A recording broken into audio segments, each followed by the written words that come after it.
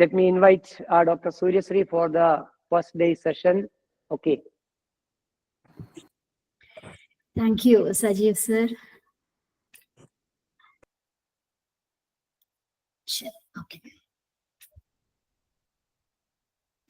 കുട്ടികളിലെ മാനസികാരോഗ്യ പ്രശ്നങ്ങൾ എന്നതാണ് നമ്മുടെ ഇന്നത്തെ വിഷയം. മാനസികാരോഗ്യം എന്ന് പറയുമ്പോൾ നമ്മൾ കേട്ടിട്ടുണ്ടാവാം അല്ലെ, നമ്മൾ ധാരാളം മാനസികാരോഗ്യത്തെ കുറിച്ച് കുറെ അവബോധന ക്ലാസ്സുകളും അല്ലെങ്കിൽ മാനസികാരോഗ്യ മെന്റൽ ഹെൽത്ത് ഡേയുടെ ഒബ്സർവൻസസ് ഇതൊക്കെ ധാരാളം നമ്മൾ സംഘടിപ്പിക്കുകയും അല്ലെങ്കിൽ അതിൽ പങ്കെടുക്കുകയും ഒക്കെ ചെയ്തിട്ടുണ്ടാവും. അപ്പോൾ മാനസിക ആരോഗ്യം എന്ന് പറയുന്നത് ഫിസിക്കൽ ഹെൽത്തിന്റെ അല്ലെങ്കിൽ ശാരീരിക ആരോഗ്യത്തിന്റെ അതുപോലെ തന്നെ പ്രാമുഖ്യം നൽകേണ്ട ഒന്നാണ് എന്നുള്ളതും നമ്മൾക്ക് അറിയാവുന്ന കാര്യങ്ങളൊക്കെ തന്നെയാണ് അല്ലെ.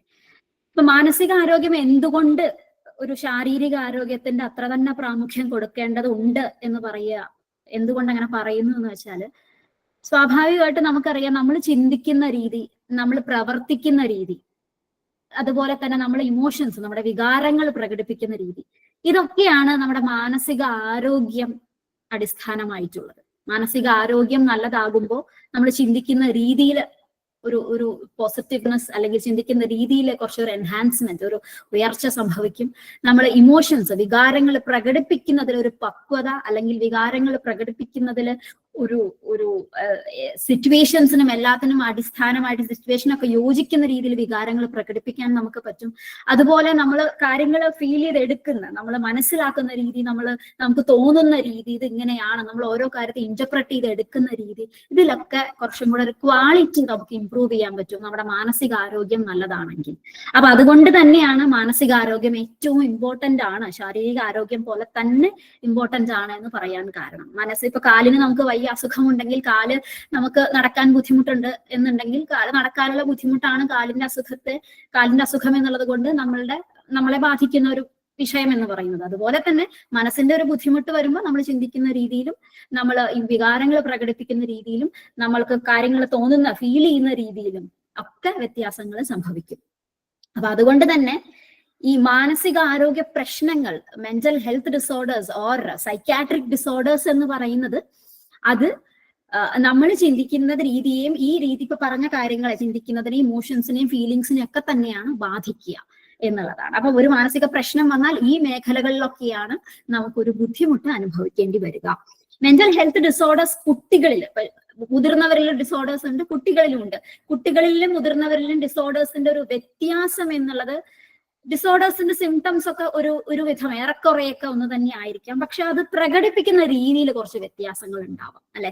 നമുക്കൊരു പനി വന്നു കഴിഞ്ഞാൽ നമ്മൾ മുതിർന്നവർ പറയും എനിക്ക് വയ്യ, എനിക്ക് മേലുവേദന എടുക്കുന്നുണ്ട്, തലവേദനയുണ്ട്, അല്ലെങ്കിൽ നല്ല ചൂട് ഫീൽ ചെയ്യുന്നുണ്ട്, ടെമ്പറേച്ചർ ഫീൽ ചെയ്യുന്നുണ്ട്, എനിക്ക് അസ്വസ്ഥതയുണ്ട്, അല്ലെങ്കിൽ ക്ഷീണമുണ്ട് എന്ന് തുടങ്ങുന്ന കാര്യങ്ങൾ നമുക്ക് പറയാൻ പറ്റും. കുട്ടികളെ സംബന്ധിച്ച് അതൊരു പക്ഷെ അവർ പറയില്ല. അവർ ചിലപ്പോൾ ഒതുങ്ങിയൊരു സ്ഥലത്ത് പോയിരിക്കും, ചിലപ്പോൾ കിടക്കും അല്ലെ, തളർന്നിരിക്കുന്നത് നമുക്ക് കാണാം. അതല്ലെങ്കിൽ വയ്യാതെ കിടക്കുന്നത്, ആരോടും അധികം ഒന്നും സംസാരിക്കാതെ, അല്ലെങ്കിൽ നമ്മളെ അമ്മയോ അച്ഛനോ ഒക്കെ ഉണ്ടെങ്കിൽ അവര് അടുത്തിരിക്കണമെന്ന് ആവശ്യപ്പെടും. സോ ഇങ്ങനെയൊക്കെയാണ് കുട്ടികളിൽ ഒരു പനിയൊക്കെ ഉണ്ടെങ്കിൽ കുട്ടികൾ പ്രകടിപ്പിക്കുക അല്ലെ, പനിയാണ് എനിക്ക്, അല്ലെങ്കിൽ എനിക്ക് മേലുവേദനിക്കുന്നു എന്നും പറയാൻ അവർക്കൊരു പക്ഷെ അറിയണമെന്നില്ല.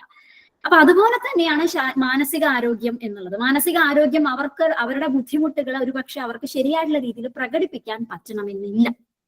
അപ്പൊ അതുകൊണ്ട് തന്നെ അവരുടെ കൂടെ നിൽക്കുന്നവര്, ഇപ്പൊ ഫാമിലി മെമ്പേഴ്സ് അല്ലെങ്കിൽ കെയർ ടേക്കേഴ്സ് എന്നൊക്കെ പറയുന്നവരാണ് ഒരുപക്ഷെ കൂടുതലും അവരുടെ കൂടെയുള്ളവരൊക്കെ ആയതുകൊണ്ട് അവരെ ഡിപ്പെൻഡ് ചെയ്തിട്ടാണ് കുട്ടികളുടെ വളർച്ചയും കുട്ടികളുടെ മാനസിക ആരോഗ്യം അല്ലെങ്കിൽ വൈകാരികമായിട്ടുള്ള ഒരു ഡെവലപ്മെന്റ് ഒക്കെ ഉള്ളത്. അപ്പൊ അതുകൊണ്ട് തന്നെ അതൊക്കെ വളരെ ഇമ്പോർട്ടന്റ് ആയിട്ടുള്ള ഒരു കാര്യമാണ്. പിന്നെ അവരുടെ ഡെവലപ്പിംഗ് സ്റ്റേജ് ഉണ്ടാവും. അപ്പൊ ഡെവലപ്മെന്റൽ സ്റ്റേജിൽ ഓരോ വളർച്ചയുടെ ഓരോ ഘട്ടങ്ങളുണ്ട് അവർക്ക്. ഈ വളർച്ചയുടെ ഘട്ടങ്ങളിലൊക്കെ തന്നെയും നമുക്ക് അവരുടെ അസസ്മെന്റ് അല്ലെങ്കിൽ പൂർണ്ണമായിട്ടും അവരെ മനസ്സിലാക്കുക, അവര് ഒരു ബുദ്ധിമുട്ടുണ്ടെങ്കിൽ അതിനെ ഡയഗ്നോസ് ചെയ്യുക, അതിനെ ഇന്നതാണ് അസുഖം എന്ന് കണ്ടെത്തുക എന്നുള്ളതൊക്കെ വളരെ ഇമ്പോർട്ടന്റ് ആണ്.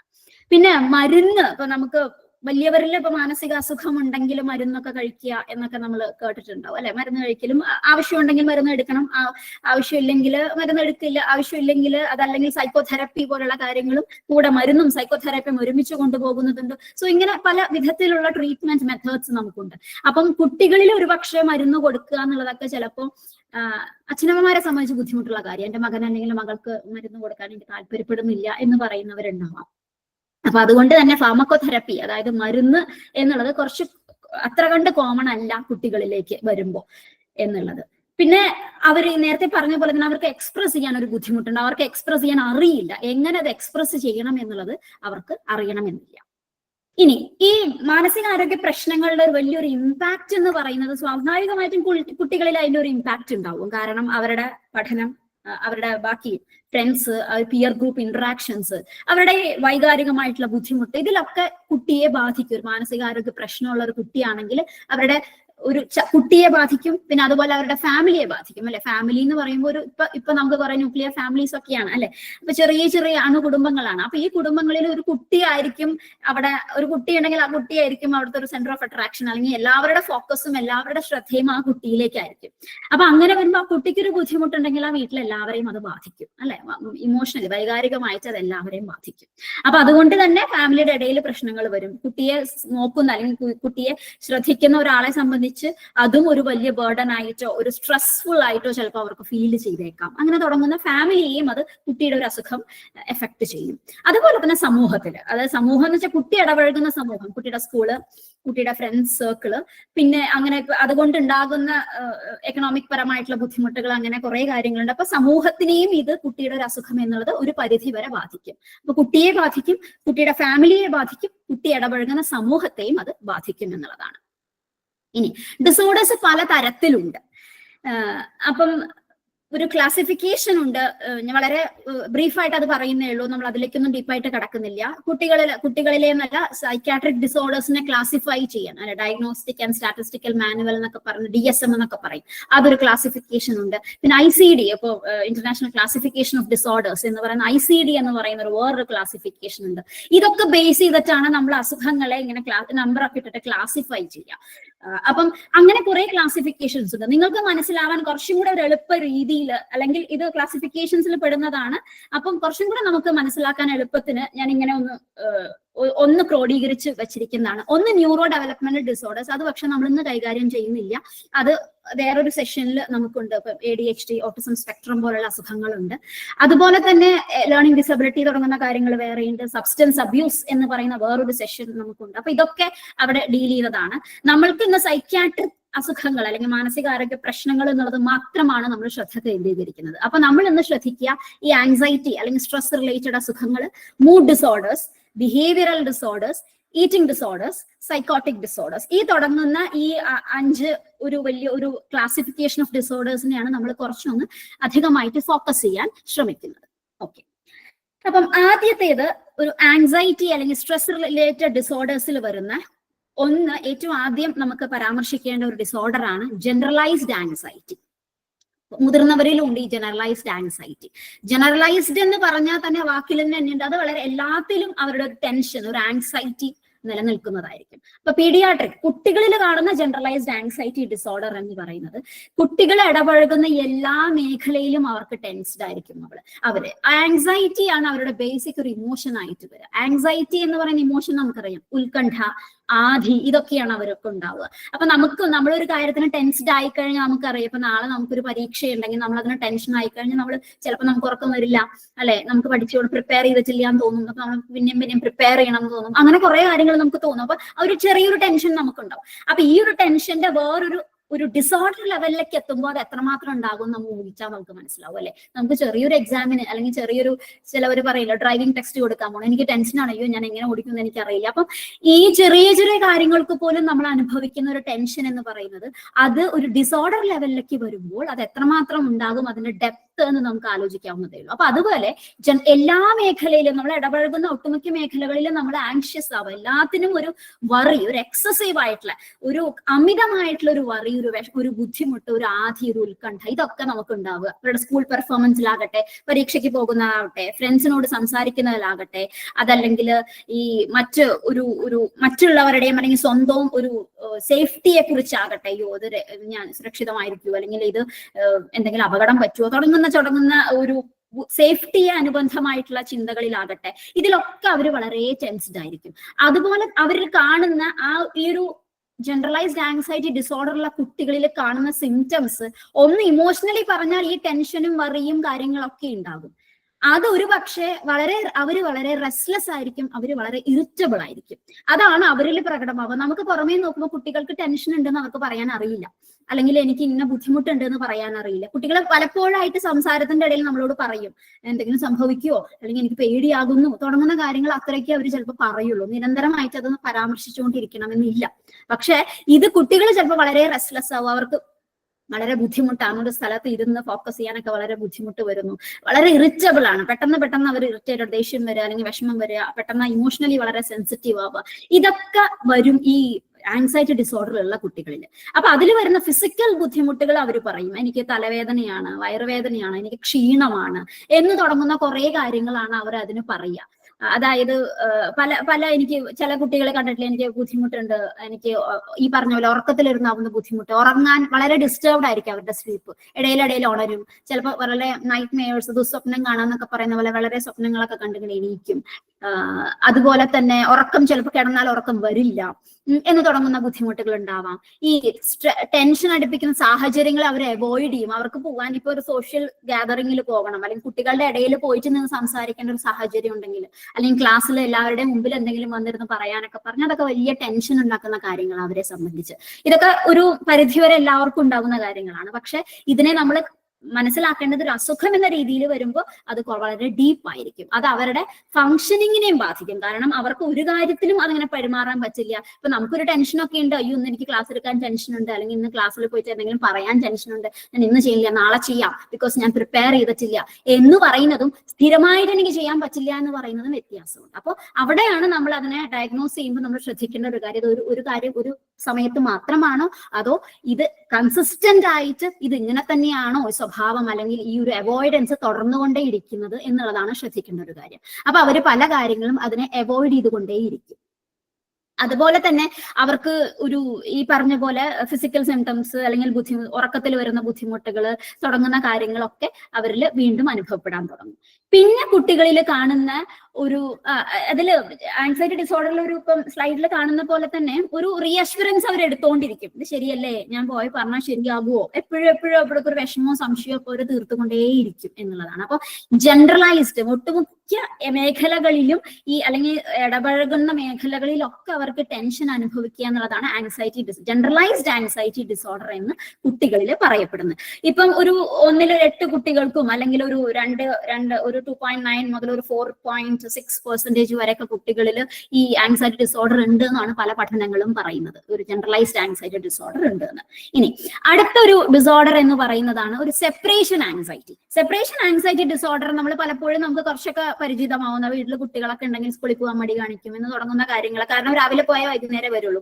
അത് വളരെ ഒരു ഡിസോർഡർ ലെവലിലേക്കല്ല, കുട്ടികൾക്ക് മടി കാണിക്കുന്നു, പോകാൻ പറ്റില്ല, എനിക്ക് നഴ്സറി പോകാൻ മടിയാ, സ്കൂളിൽ പോകാൻ മടിയാ തുടങ്ങുന്ന കാര്യങ്ങളൊക്കെ. പക്ഷെ ഇത് എക്സസീവ് ആയിട്ട് വളരെ അമിതമായിട്ടുള്ള വറി ഉണ്ടാവും, അമിതമായിട്ടുള്ള കൺസേൺ ഉണ്ടാവും.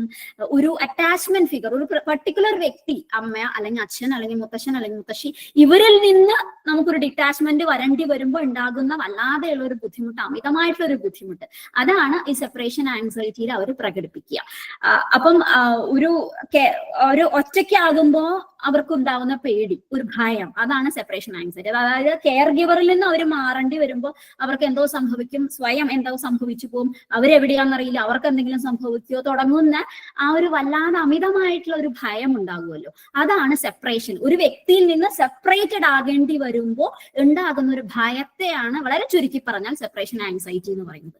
അതിൽ കാണിക്കുന്ന സിംറ്റംസ് എന്നൊക്കെയാണ് ഡിസ്ട്രസ് ഡ്യൂറിങ് സെപ്പറേഷൻ, അതായത് മാറ്റി നിർത്തപ്പെടുമ്പോൾ ഉണ്ടാകുന്ന വിഷമം, ദേഷ്യം, സങ്കടം എല്ലാം കൂടെ ചേർന്ന് വരുന്നതിനാണ് ഡിസ്ട്രസ് എന്ന് പറയുക അല്ലെ. അപ്പം ആ മാറ്റി നിർത്തപ്പെടുമ്പോൾ ഉണ്ടാകുന്ന ഒരു ബുദ്ധിമുട്ട്, excessive attachment to caregiver, ഒരു പെർട്ടിക്കുലർ വ്യക്തിയോട് കൂടുതൽ അറ്റാച്ച്ഡ് ആയിരിക്കും, അപ്പൊ ഒരിക്കലും ആ വ്യക്തിയെ വിട്ടു പോകാനേ പറ്റില്ല എന്നുള്ള അവസ്ഥ വരും. അതാണ് ഈ സെപ്പറേഷൻ ആൻസൈറ്റി ഡിസോർഡറിൽ വരുന്ന വേറൊരു ബുദ്ധിമുട്ട് എന്ന് പറയുന്നത്.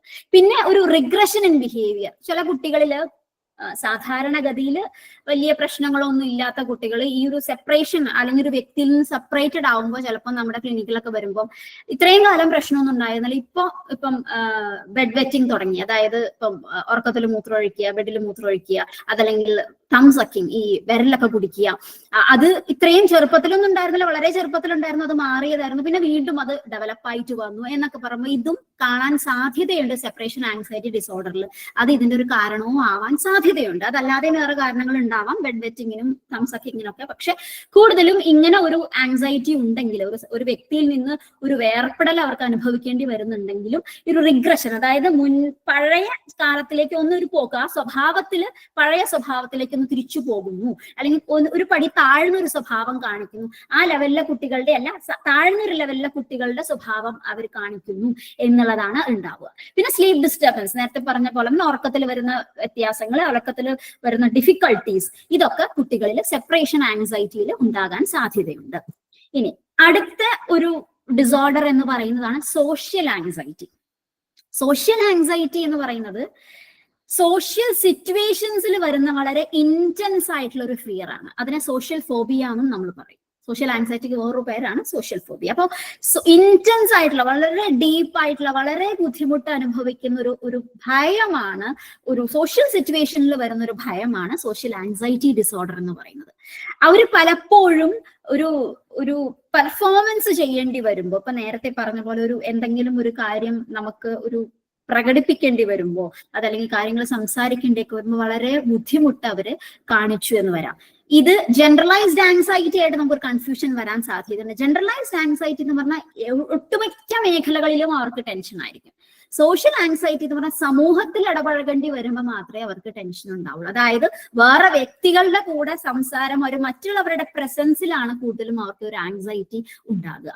അപ്പൊ അങ്ങനെ വരുമ്പോ മറ്റുള്ളവർ, ഞാൻ സംസാരിച്ചു കഴിഞ്ഞാൽ എന്നെ കളിയാക്കുവോ, കുട്ടികളോട് ക്ലാസ്സിൽ എന്തെങ്കിലും പദ്യം ചൊല്ലാനോ കഥ പറയാനോ ഒക്കെ പറയുമ്പോൾ എന്നെ കളിയാക്കുവോ, അല്ലെങ്കിൽ ഞാൻ ശരിയായിട്ട് എനിക്ക് പറയാൻ പറ്റില്ലേ എന്ന് തുടങ്ങുന്ന ബുദ്ധിമുട്ടുകൾ, എനിക്ക് അവഗണന അനുഭവിക്കേണ്ടി വരുമോ, എനിക്ക് കളിയാക്കൽ നേരിടേണ്ടി വരുമോ, മറ്റുള്ളവരിൽ നിന്ന്, അതായത് അതോറിറ്റി ടീച്ചേഴ്സിന്റെ കയ്യിൽ നിന്നോ അല്ലെങ്കിൽ മറ്റു പിയർ ഗ്രൂപ്പ്, മറ്റു കുട്ടികളുടെ ഇടയിൽ നിന്നോ എനിക്ക് ബുദ്ധിമുട്ട് അനുഭവിക്കേണ്ടി വരുമോ എന്ന് തുടങ്ങുന്ന ബുദ്ധിമുട്ടാണ്. ആ ഒരു സമൂഹത്തിൽ, സൊസൈറ്റിയിൽ പെർഫോമൻസ് ചെയ്യേണ്ടി വരുമ്പോൾ ഉണ്ട് സോഷ്യൽ ഒരു സിറ്റുവേഷനിൽ വരുന്ന ബുദ്ധിമുട്ടിനെയാണ് സോഷ്യൽ ആങ്സൈറ്റി എന്ന് പറയുന്നത്.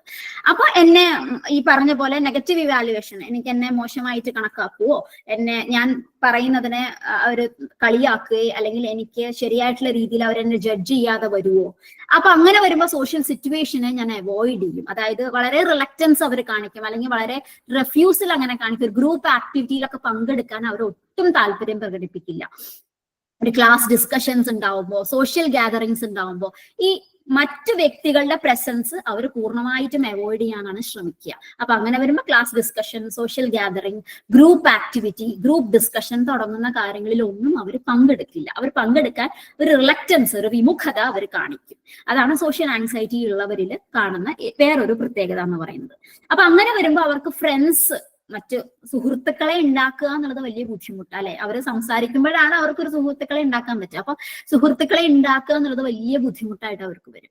അപ്പൊ അങ്ങനെ വരുമ്പോൾ ഒരു ജനറലൈസ്ഡ് ആങ്സൈറ്റിയെ സംബന്ധിച്ച് സുഹൃത്തുക്കളെ ഉണ്ടാക്കുക എന്നുള്ളത് വലിയ ബുദ്ധിമുട്ടുണ്ടാവണമെന്നില്ല. അവർ വളരെ ക്ലോസ് ഗ്രൂപ്പിലൊക്കെ സംസാരമൊക്കെ അവർക്ക് വളരെ ഓക്കെ ആയിരിക്കും. പക്ഷെ പല പല കാര്യങ്ങളിലായിരിക്കും വളരെ ടെൻസ്ഡ് ആയിട്ട് ഇരിക്കുക. അവര് വേറെ എന്തെങ്കിലും സംഭവിക്കുകയോ തുടങ്ങുന്ന കാര്യങ്ങളിലൊക്കെ വളരെ ടെൻസ്ഡ് ആയിരിക്കും, റീഅഷുറൻസ് എടുക്കലൊക്കെ ഉണ്ടാവും.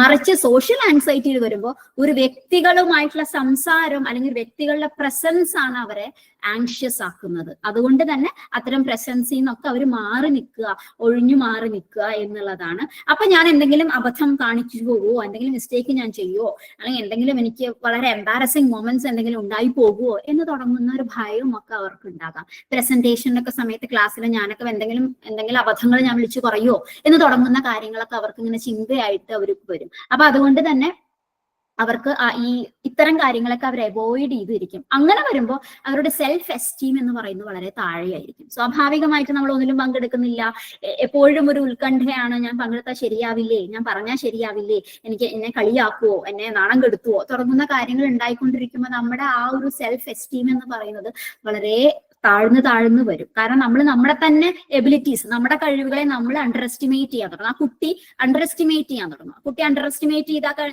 കഴിഞ്ഞാൽ നമ്മള് ഒരു കാര്യത്തിൽ പെർഫോമൻസ് ഉണ്ടെങ്കിൽ, നമ്മൾ നമ്മുടെ ഭാഗം സംസാരിക്കുകയും നമ്മുടെ ഒരു ഫങ്ഷനിങ് പ്രോപ്പർ ആയാൽ മാത്രമേ നമ്മുടെ സെൽഫ് എസ്റ്റീം, സെൽഫ് റെസ്പെക്ട് എന്ന് തുടങ്ങുന്ന കാര്യങ്ങൾ വർദ്ധിക്കുള്ളൂ. ഇത് അതൊന്നും ഇല്ലെങ്കിൽ ആ സെൽഫ് എസ്റ്റീം ഒക്കെ താഴ്ന്നു വരും. അപ്പൊ നമ്മൾ നമ്മളെ കുറിച്ച് തന്നെ അണ്ടർ എസ്റ്റിമേറ്റ് ചെയ്യാനും തുടങ്ങും. അപ്പൊ സ്വാഭാവികമായിട്ടും ഒരു വിഡ്രോവല്, മറ്റുള്ളവരിൽ നിന്നൊക്കെ മാറി നിൽക്കുന്ന ഒരു അവസ്ഥയൊക്കെ അവർ പുതിയ എക്സ്പീരിയൻസിൽ നിന്നും അവർ പോകില്ല. അവർക്ക് അതൊക്കെ മടിയായിരിക്കും. പുതിയതായിട്ട് എന്തെങ്കിലും ചെയ്യാമെന്നൊക്കെ പറയുമ്പോൾ അവർക്ക് വേണ്ട, അവർക്ക് ഒന്നിലും പങ്കെടുക്കാൻ താല്പര്യമില്ല തുടങ്ങുന്ന കാര്യങ്ങളൊക്കെയാണ് കുട്ടികളിൽ കൂടുതലായിട്ടും സോഷ്യൽ ആൻസൈറ്റിയിൽ ഉണ്ടാക്കുന്നത്.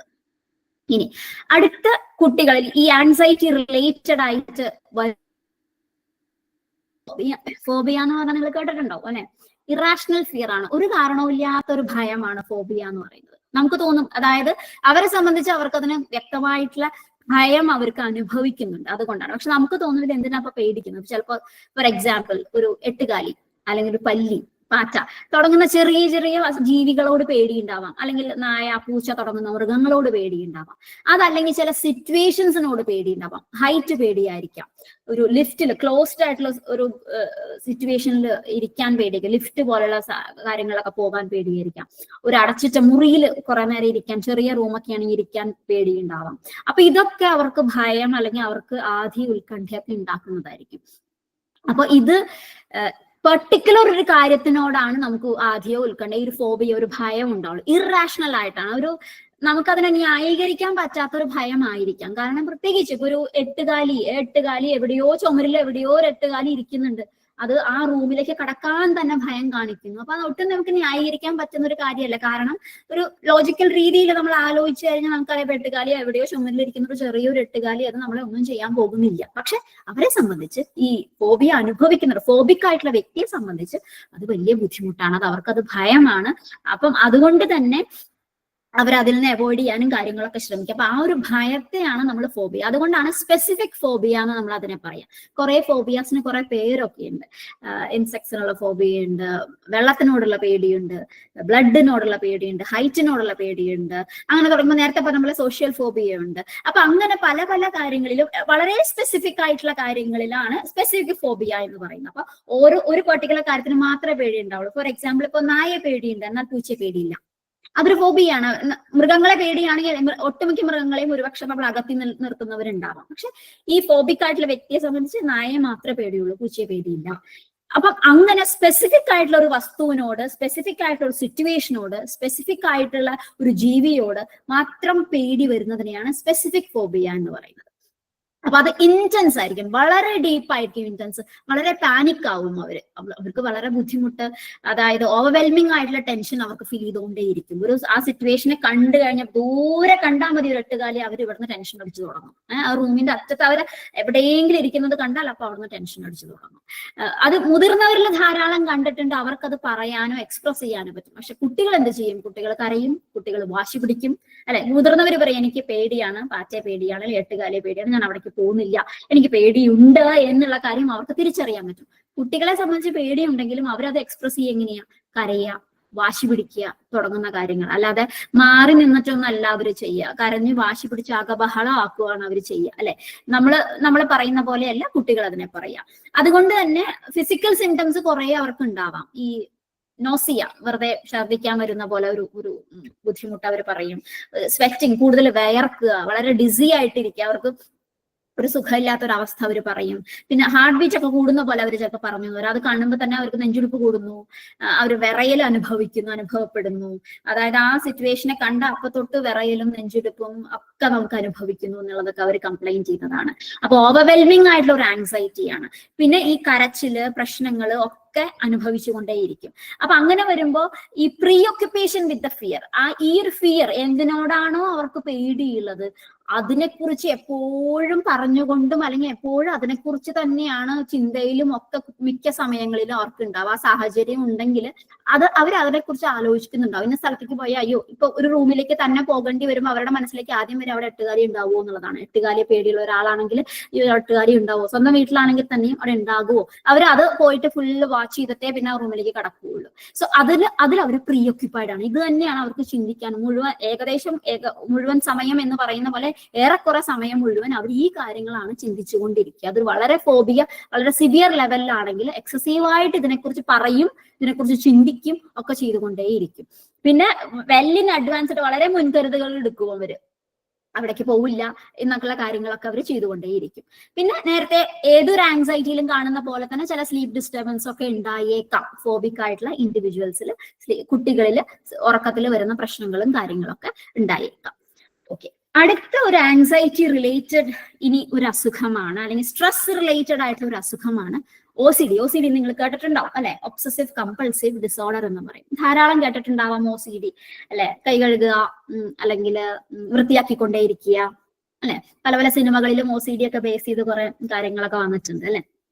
അപ്പം സിനിമയിലെ നായകനൊക്കെ OCD ഉണ്ട്, അല്ലെങ്കിൽ ആ തരം പേഴ്സണാലിറ്റി ഉണ്ട്, ഒബ്സസീവ് കമ്പൾസീവ് പേഴ്സണാലിറ്റി, അൺകാസ്റ്റിക് പേഴ്സണാലിറ്റി ഉണ്ട് എന്ന തരത്തിലൊക്കെ കുറെ കഥാപാത്രങ്ങളൊക്കെ സിനിമയിൽ നമ്മൾ കണ്ടിട്ടുണ്ടാവാം. അപ്പൊ OCD എന്ന് പറയുന്നത് മുതിർന്നവരിൽ എങ്ങനെയുണ്ട്? മുതിർന്നവരിൽ ഈ പറഞ്ഞ പോലെ ബുദ്ധിമുട്ട്, ഒബ്സഷൻസ് വരും, കമ്പൽഷൻസ് വരും, അതൊക്കെ ഉണ്ട്. കുട്ടികളിലേക്ക് വരുമ്പോൾ എഗെയിൻ ഒബ്സഷൻ എന്ന് പറഞ്ഞാൽ അതൊക്കെ തന്നെ, അതായത് പെർസിസ്റ്റന്റ് ആയിട്ട് നമുക്ക് അൺവാണ്ടഡ് ആയിട്ട് ഇങ്ങനെ തോട്ട്സ്, ഇൻട്രൂസീവ്, ഇതിങ്ങനെ നമുക്ക് ആവശ്യമില്ല പക്ഷെ ആ ചിന്തകൾ വന്നുകൊണ്ടേയിരിക്കുകയാണ്.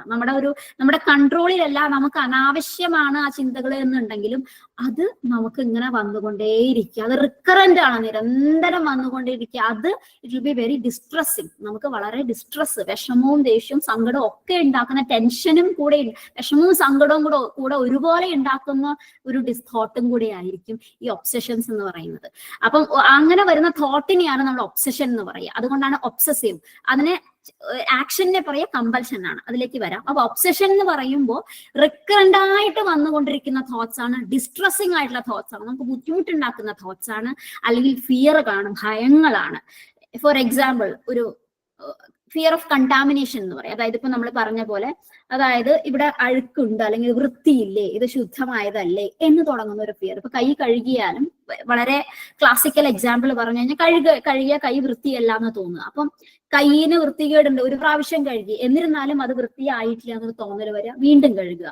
അതല്ല, ഒരു പ്രാവശ്യം കഴുകിയാൽ വൃത്തിയാവില്ല, 3 4 പ്രാവശ്യം കഴുകിയാൽ മാത്രമേ വൃത്തിയാകുള്ളൂ എന്ന് തോന്നൽ വരിക. അപ്പൊ അതിൽ അഴുക്കുണ്ട്, അല്ലെങ്കിൽ അത് വൃത്തിയല്ല, അല്ലെങ്കിൽ അതിന് ശുദ്ധി വന്നിട്ടില്ല എന്നൊരു തോന്നൽ നമുക്ക് വരും. അതുപോലെ ശരീരശുദ്ധി, കുളിച്ചിട്ടും നമ്മൾ വൃത്തിയായിട്ടില്ല, കുളിച്ചത് പോരാ, എനിക്ക് ഇനിയും കുളിക്കണം, അല്ലെങ്കിൽ കുറച്ചും കൂടെ സമയം എടുത്ത് കുളിക്കണം എന്ന് തോന്നുക. അപ്പം ആ ഒരു കണ്ടാമിനേഷൻ, എന്തെങ്കിലും അഴുക്ക് പറ്റുമോ, അല്ലെങ്കിൽ എന്തെങ്കിലും വൃത്തിഹീനമാകുന്നു എന്നുള്ളതിന്റെ കുറിച്ചുള്ള ഒരു ഭയം, ആ ഒരു ചിന്തയാണ് എപ്പോഴും ഉള്ളത്. വൃത്തിയല്ല, വൃത്തിയായിട്ടില്ല എന്നുള്ള ചിന്തയുണ്ടാകും. അതാണ് ഒബ്സഷൻ എന്ന് പറയുന്നത്. അപ്പൊ അതുപോലെ ഹാമിങ് അതേഴ്സ്, പലതരത്തിലുള്ള ഒബ്സഷൻസ് ഉണ്ടാവാം. മറ്റുള്ളവരെ ഉപദ്രവിച്ചു പോകുമോ എന്നുള്ള ഒരു ഭയം ഉണ്ടാകാം, അല്ലെങ്കിൽ എനിക്കിത് വൃത്തിയായിട്ടില്ലേ എന്ന ഭയം ഉണ്ടാകാം, ഞാനത് അടക്കിപ്പറക്കി വെച്ചതൊന്നും ശരിയായിട്ടില്ല എന്നുള്ള തോന്നലുണ്ടാവാം. അല്ല, ഒബ്സഷൻസിൽ വരുന്നതാണ്. ഞാനിത് വൃത്തിയായി വെച്ചു, പുസ്തകങ്ങളൊക്കെ അടക്കി വെച്ചത് ശരിയായിട്ടില്ല, കുറച്ചും കൂടെ നീങ്ങിയിരിക്കണം, എന്നാലും ശരിയായിട്ടില്ല, കുറച്ചും കൂടെ ഭംഗിയിലിരിക്കണം, ഇത് ഇന്നലെ ഇരുന്ന പോലെയല്ല ഇന്ന് ഇരിക്കുന്നത്, ഇടയിൽ പുസ്തകം എടുത്താലും മറ്റു പുസ്തകങ്ങളൊക്കെ അതുപോലെ തന്നെ ഇരിക്കണം എന്ന് തുടങ്ങുന്ന, അതൊക്കെ കൃത്യമായിട്ട് വെക്കണം എന്ന് തോന്നുന്ന ഒരു ബുദ്ധിമുട്ട് ചിലപ്പോൾ ഉണ്ടാവാം. ചിലപ്പോൾ സാധനങ്ങളൊക്കെ കൂട്ടി വെക്കും, നമ്മൾ ഹോൾഡ് ചെയ്ത് വെക്കും. അതായത് ഇത് എനിക്ക് ബുദ്ധിമുട്ടാണ്, ഇത് എന്തെങ്കിലും ആവശ്യം വന്നാലോ ഇനി, അതുകൊണ്ട് ഞാനത് കളയില്ല എന്ന് വെച്ച് കൂട്ടി വെക്കും. സോ അങ്ങനെ വരുന്ന കുറെ ബുദ്ധിമുട്ടുകൾ OCD. അതാണ് ഒബ്സഷൻസ് എന്ന് പറയുമ്പോൾ. ഇതിനൊക്കെ ചൊല്ലിയുള്ള ചിന്തകളാണ്, നമുക്ക് അൺവാണ്ടഡ് ആയിട്ടുള്ള ചിന്തകളാണ്. ആൻഡ് പെർസിസ്റ്റന്റ് ഇൻട്രൂസീവ്, അതായത് നമുക്ക് ആവശ്യമില്ല ആ ചിന്ത, പക്ഷെ അത് വന്നുകൊണ്ടേയിരിക്കുകയാണ്. ബിക്കോസ് അത് നമ്മുടെ കൺട്രോളിൽ നിൽക്കുന്നില്ല എന്നുള്ളൊരു കാര്യമാണ്. അപ്പൊ ആ ചിന്ത ഇങ്ങനെ വന്നുകൊണ്ടേയിരിക്കുന്നു. ആൻഡ് ആ ചിന്തകളെ സാധൂകരിക്കാൻ, അല്ലെങ്കിൽ ആ ചിന്തകളെ ഒന്ന് കുറയ്ക്കാൻ വേണ്ടിയിട്ട് നമ്മൾ ചെയ്യുന്ന ചില ബിഹേവിയർ ഉണ്ട്. അതിനെയാണ് കമ്പൽഷൻസ് എന്ന് പറയുന്നത്. ഇപ്പൊ നേരത്തെ പറഞ്ഞ പോലെ ചിന്ത എന്ന് പറയുന്നത് വൃത്തിയല്ല. അപ്പൊ ആ ചിന്തയെ കുറയ്ക്കാൻ നമ്മൾ എന്ത് ചെയ്യണം? വൃത്തിയല്ല എന്ന് വെറുതെ തോന്നിയിട്ട് കാര്യമില്ല. വൃത്തിയല്ല എന്ന് തോന്നിക്കൊണ്ടേയിരിക്കുകയാണ്, നമുക്ക് മനസ്സിന് ബുദ്ധിമുട്ടുണ്ടാക്കിക്കൊണ്ടിരിക്കുകയാണ്. അപ്പൊ അതിനെ കുറയ്ക്കാൻ നമ്മൾ എന്ത് ചെയ്യണം? കഴുകണം. ആ കഴുകുക എന്നുള്ളത് ഒരു പ്രാവശ്യം കഴുകലല്ല, റിപ്പീറ്റഡ് ആയിട്ട് കഴുകിക്കൊണ്ടിരിക്കുകയാണ്. എന്നാൽ മാത്രമേ നമുക്ക് വൃത്തിയായി എന്ന് തോന്നുന്നുള്ളൂ. സോ ആ റിപ്പീറ്റഡ് ആയിട്ട് ചെയ്യുന്ന ഒരു കാര്യത്തിനെയാണ് കമ്പൽഷൻ എന്ന് നമ്മൾ പറയാം. വന്നുകൊണ്ടിരിക്കുന്ന ചിന്തകളെ നമ്മൾ ഒബ്സഷൻസ് എന്ന് പറയും. ചിന്തകളെ കുറയ്ക്കാൻ നമ്മൾ ചെയ്യുന്ന ഒരു കാര്യത്തിനെ കമ്പൽഷൻസ് എന്ന് പറയും. ഹാൻഡ് വാഷിംഗ്, ചെക്കിങ് അല്ലെ, നമ്മുടെ ഡേ ടു ഡേ ലൈഫിൽ എല്ലാവർക്കും ഉണ്ടാവുന്ന, വാതിൽ പൂട്ടിയില്ലേ, വണ്ടി ലോക്ക് ചെയ്തിട്ടില്ലേ, കാറിന്റെ ലോക്കൊക്കെ നമ്മൾ റിമോട്ട് ഒന്ന് ലോക്ക് ചെയ്താൽ ഒന്നും കൂടെ കുറച്ചങ്ങനെ നടന്ന് ഒന്നും കൂടി ചിലപ്പോൾ പ്രസ് ചെയ്ത് നോക്കിയെന്ന് വരും അല്ലെ. ഇതൊക്കെ ഏതൊരാൾക്കും സ്വാഭാവികമായിട്ട് ഉണ്ടാവുന്ന കാര്യങ്ങൾ. പക്ഷെ ഇത് അമിതമായി കഴിഞ്ഞാൽ അത് പ്രത്യേകിച്ച് കുട്ടികളിൽ വരുമ്പോൾ അത് വളരെ ഡിസ്ട്രസ്, ബുദ്ധിമുട്ടുളവാക്കുന്ന ഒരു കാര്യമാണ്. ഈ കുട്ടികളിൽ വരുമ്പോൾ അതിൻ്റെ ഒരു വ്യത്യാസം എന്താണെന്ന് വെച്ചാൽ, നമ്മൾ മുതിർന്നവരെ സംബന്ധിച്ച് നമുക്ക് അറിയാം ദാറ്റ് ഇതൊരു ബുദ്ധിമുട്ടാണ്, എനിക്കൊരു ഇറാഷണൽ ആയിട്ടുള്ള ഒരു തോട്ടാണ്, കാരണം എനിക്കിത് വൃത്തിയാണ്, ഓൾറെഡി വൃത്തിയായിട്ടുണ്ടോ, ഞാൻ ഒരു പ്രാവശ്യം കഴുകിയാൽ വൃത്തിയായിട്ടുണ്ടാവും, പക്ഷെ വൃത്തിയായിട്ടില്ല എന്ന് തോന്നുന്നത് എൻ്റെ ഒരു അസുഖത്തിന്റെ ഭാഗമായിട്ടാണ്, എനിക്ക് കുറച്ച് തോട്ട്സ് അങ്ങനെ ഒരു ബുദ്ധിമുട്ട് വരുന്നുണ്ട് എന്നുള്ള കാര്യം അറിയാം. പക്ഷെ കുട്ടികളെ സംബന്ധിച്ച് ഒരു പക്ഷെ അത് മനസ്സിലാവണമെന്നില്ല. കുട്ടികളെ സംബന്ധിച്ച് വൃത്തിയായിട്ടില്ല തോട്ട് മാത്രം, ഇത് എൻ്റെ ഒരു ബുദ്ധിമുട്ടാണ്, മാനസികമായിട്ടുള്ള ബുദ്ധിമുട്ടാണെന്ന് അവർക്ക് തിരിച്ചറിയില്ല. അതുകൊണ്ടാണ് അത് കുട്ടികളിൽ വരുമ്പോൾ കുറച്ച് ബുദ്ധിമുട്ട് കൂടി വരുന്നത്. മുതിർന്നവരെ സംബന്ധിച്ച് അറിയാം, മുതിർന്നവർ പറയും എനിക്ക് അറിയാം പക്ഷെ എനിക്ക് കൺട്രോൾ ചെയ്യാൻ പറ്റുന്നില്ല. ആ ഒരു ലെവൽ ഓഫ് ഇൻസൈറ്റ് അവർക്കുണ്ടോ, ഒരു ഉൾക്കാഴ്ച, അവരുടെ അസുഖത്തെ കുറിച്ച് ഒരു ഉൾക്കാഴ്ച അവർക്കുണ്ടോ. കുട്ടികളെ സംബന്ധിച്ച് അത് വലിയ ബുദ്ധിമുട്ടാണ്, അവർക്കത് പറയാനും വേർതിരിച്ചല്ല ഇത് വൃത്തിയായി പക്ഷെ വലിയ ബുദ്ധിമുട്ടാണ്. ഒരു ചെറിയ കുട്ടികളിലാണെങ്കിൽ വലിയ ബുദ്ധിമുട്ടാണ് ഒരു കാര്യം. പലതരം കമ്പൽഷൻസും പലതരം ഒബ്സഷൻസും ഉണ്ടാവാം. അതായത് ഇപ്പൊ എൻ്റെ അടുത്ത് വന്ന ഒരു കുട്ടിയെ സംബന്ധിച്ച്, ആ കുട്ടി ചെറിയ 5ാം ക്ലാസ്സിൽ പഠിക്കുന്ന കുട്ടിയാണ്, ഒരു പെൺകുട്ടി. ആ കുട്ടി എഴുതുകയാണ്. ആ കുട്ടി എഴുതിക്കൊണ്ടിരിക്കുമ്പോൾ ആ കുട്ടിക്ക് പെട്ടെന്നൊരു ചിന്ത വരികയാണ്, ഒബ്സഷനാണ്. ആ ചിന്തയെ നമ്മൾ പറയുക ഒബ്സഷനാണ്. അപ്പൊ ആ ചിന്ത എന്താ വന്നത്, ആ കുട്ടിക്ക് വന്നു ലൈക്ക് അമ്മയ്ക്കോ അച്ഛനോ എന്തെങ്കിലും അപകടം പറ്റും എന്നുള്ളത് ചിന്ത വരികയാണ്. ചിന്തയ്ക്ക് വരുന്നതിനെ കുട്ടിയുടെ കൺട്രോളില്ല, കുട്ടിക്ക് ചിന്ത വന്നു. കുട്ടിയുടെ കമ്പൽഷൻ എന്താ, ആ ചിന്ത വന്നു. ആ ചിന്ത വരുമ്പോൾ ഡിസ്ട്രസിങ് ആണ്, നമുക്കത് വിഷമം ഉണ്ടാക്കുന്ന ഒരു കാര്യമാണ്.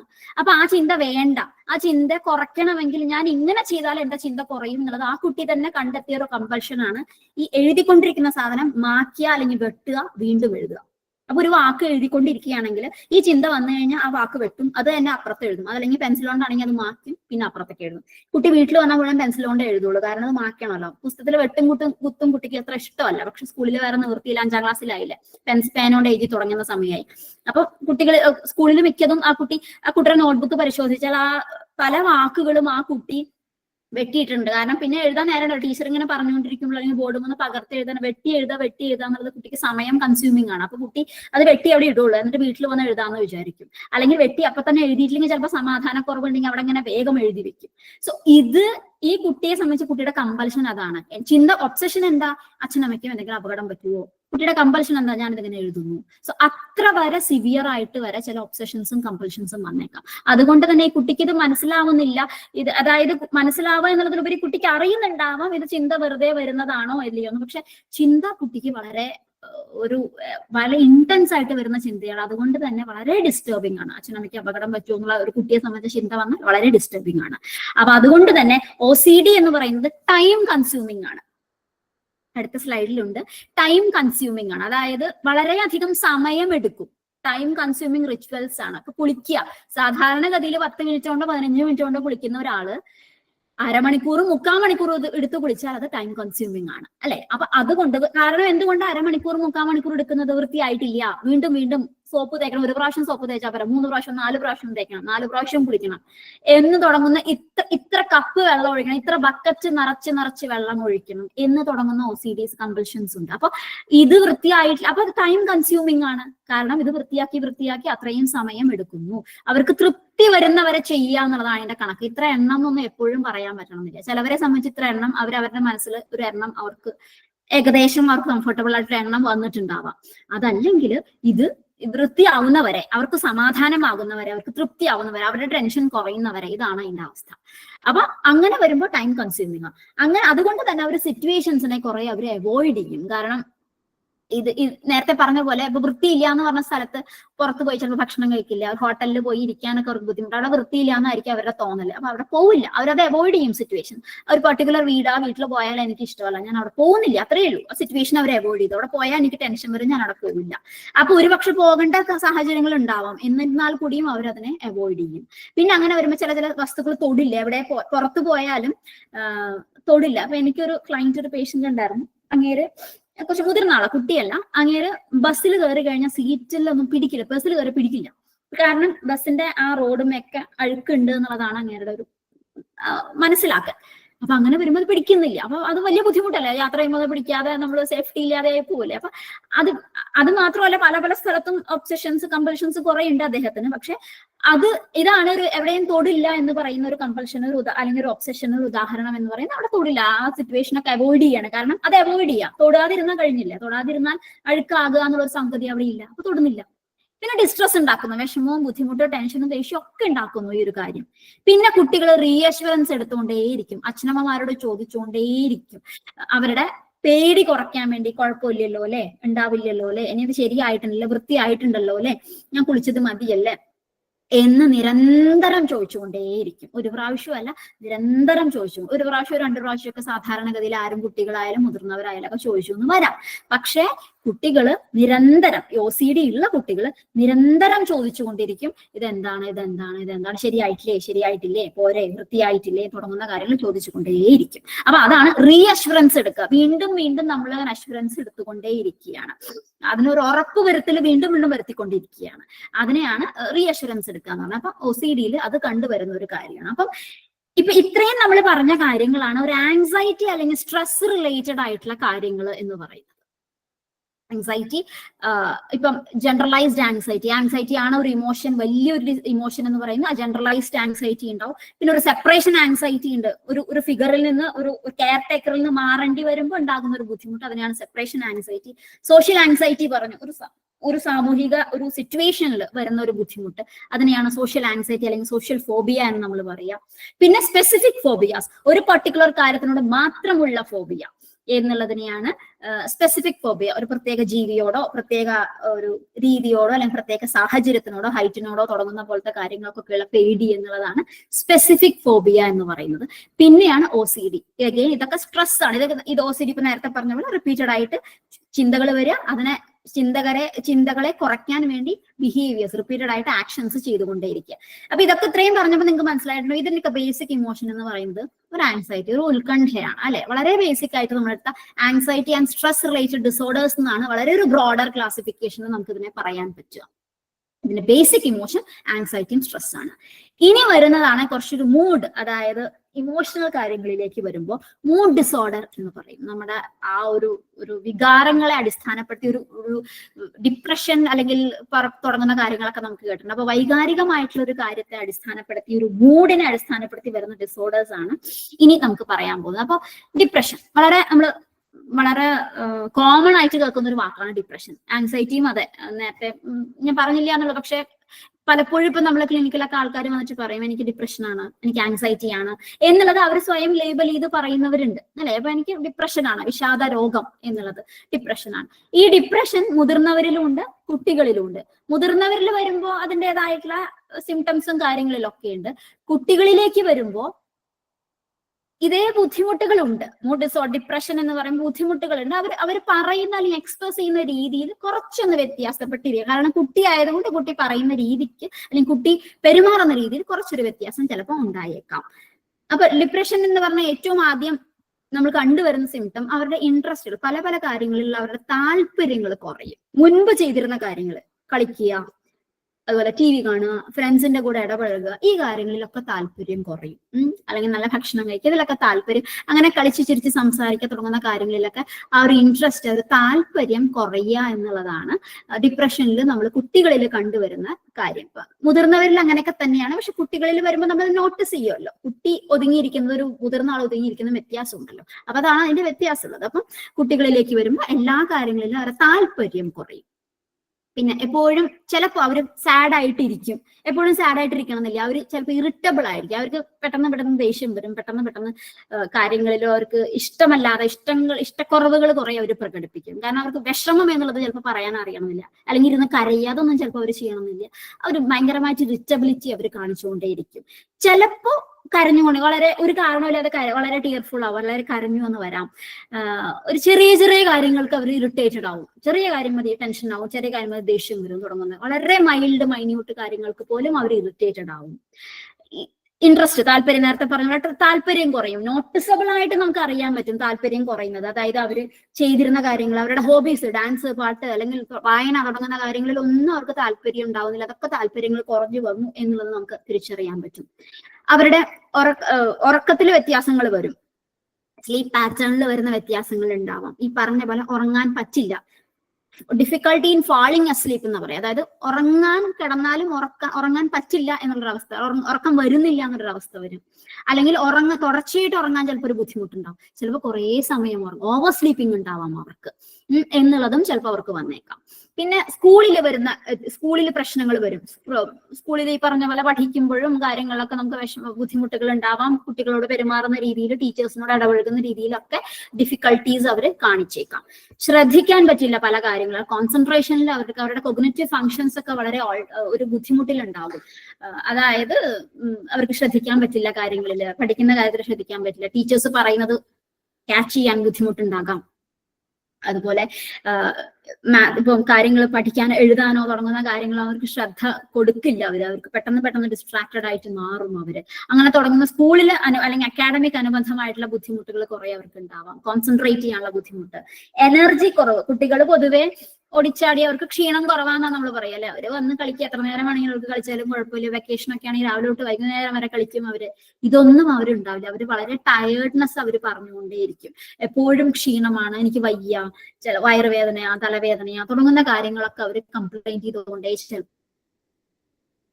ഒന്നും ഉണ്ടാവണമെന്നില്ല അതിന്. ഇപ്പൊ തലവേദനയ്ക്ക് ഒരു കാരണമോ അല്ലെങ്കിൽ വയറുവേദനയ്ക്ക് ഒരു കാരണമോ ഉണ്ടാവുന്നില്ല, പക്ഷെ ചിലപ്പോൾ തലവേദന എന്ന് പറയും, ഈ ബുദ്ധിമുട്ട് എന്ന് പറയും, അല്ലെങ്കിൽ വയറുവേദന എന്ന് പറയും. അങ്ങനെ തുടങ്ങുന്ന വേദനകളൊക്കെ അവര് കംപ്ലൈന്റ് ചെയ്തുകൊണ്ടേയിരിക്കും. അതുപോലെ ഈ ഉറക്കത്തിൽ വരുന്ന ബുദ്ധിമുട്ട് പോലെ തന്നെയാണ് വിശപ്പിലും വരുന്നവരുടെ വ്യത്യാസം. അവര് എനിക്ക് വിശപ്പേ ഇല്ല എന്ന് അവർ പറയും. നമ്മളപ്പോ അത് കൊണ്ട് അച്ഛനമ്മമാരെ തെറ്റിദ്ധരിക്കേണ്ട. കാരണം ചില കുട്ടികൾ വിശപ്പില്ല അവരൊന്നും കഴിക്കില്ല, നമ്മൾ കൊടുക്കുന്ന ചോറോ അല്ലെങ്കിൽ വീട്ടിലുണ്ടാക്കുന്ന പലഹാരങ്ങളോ ഒന്നും അവർക്ക് വേണ്ട, അവർക്ക് കുറെ ചിപ്സോ അല്ലെങ്കിൽ കുറെ ഫ്രൈഡ് ഐറ്റംസ് അതൊക്കെ മതിയാവുമായിരിക്കും, പക്ഷെ അവരുടെ വിശപ്പ് ഒതുങ്ങുന്നുണ്ടാവും.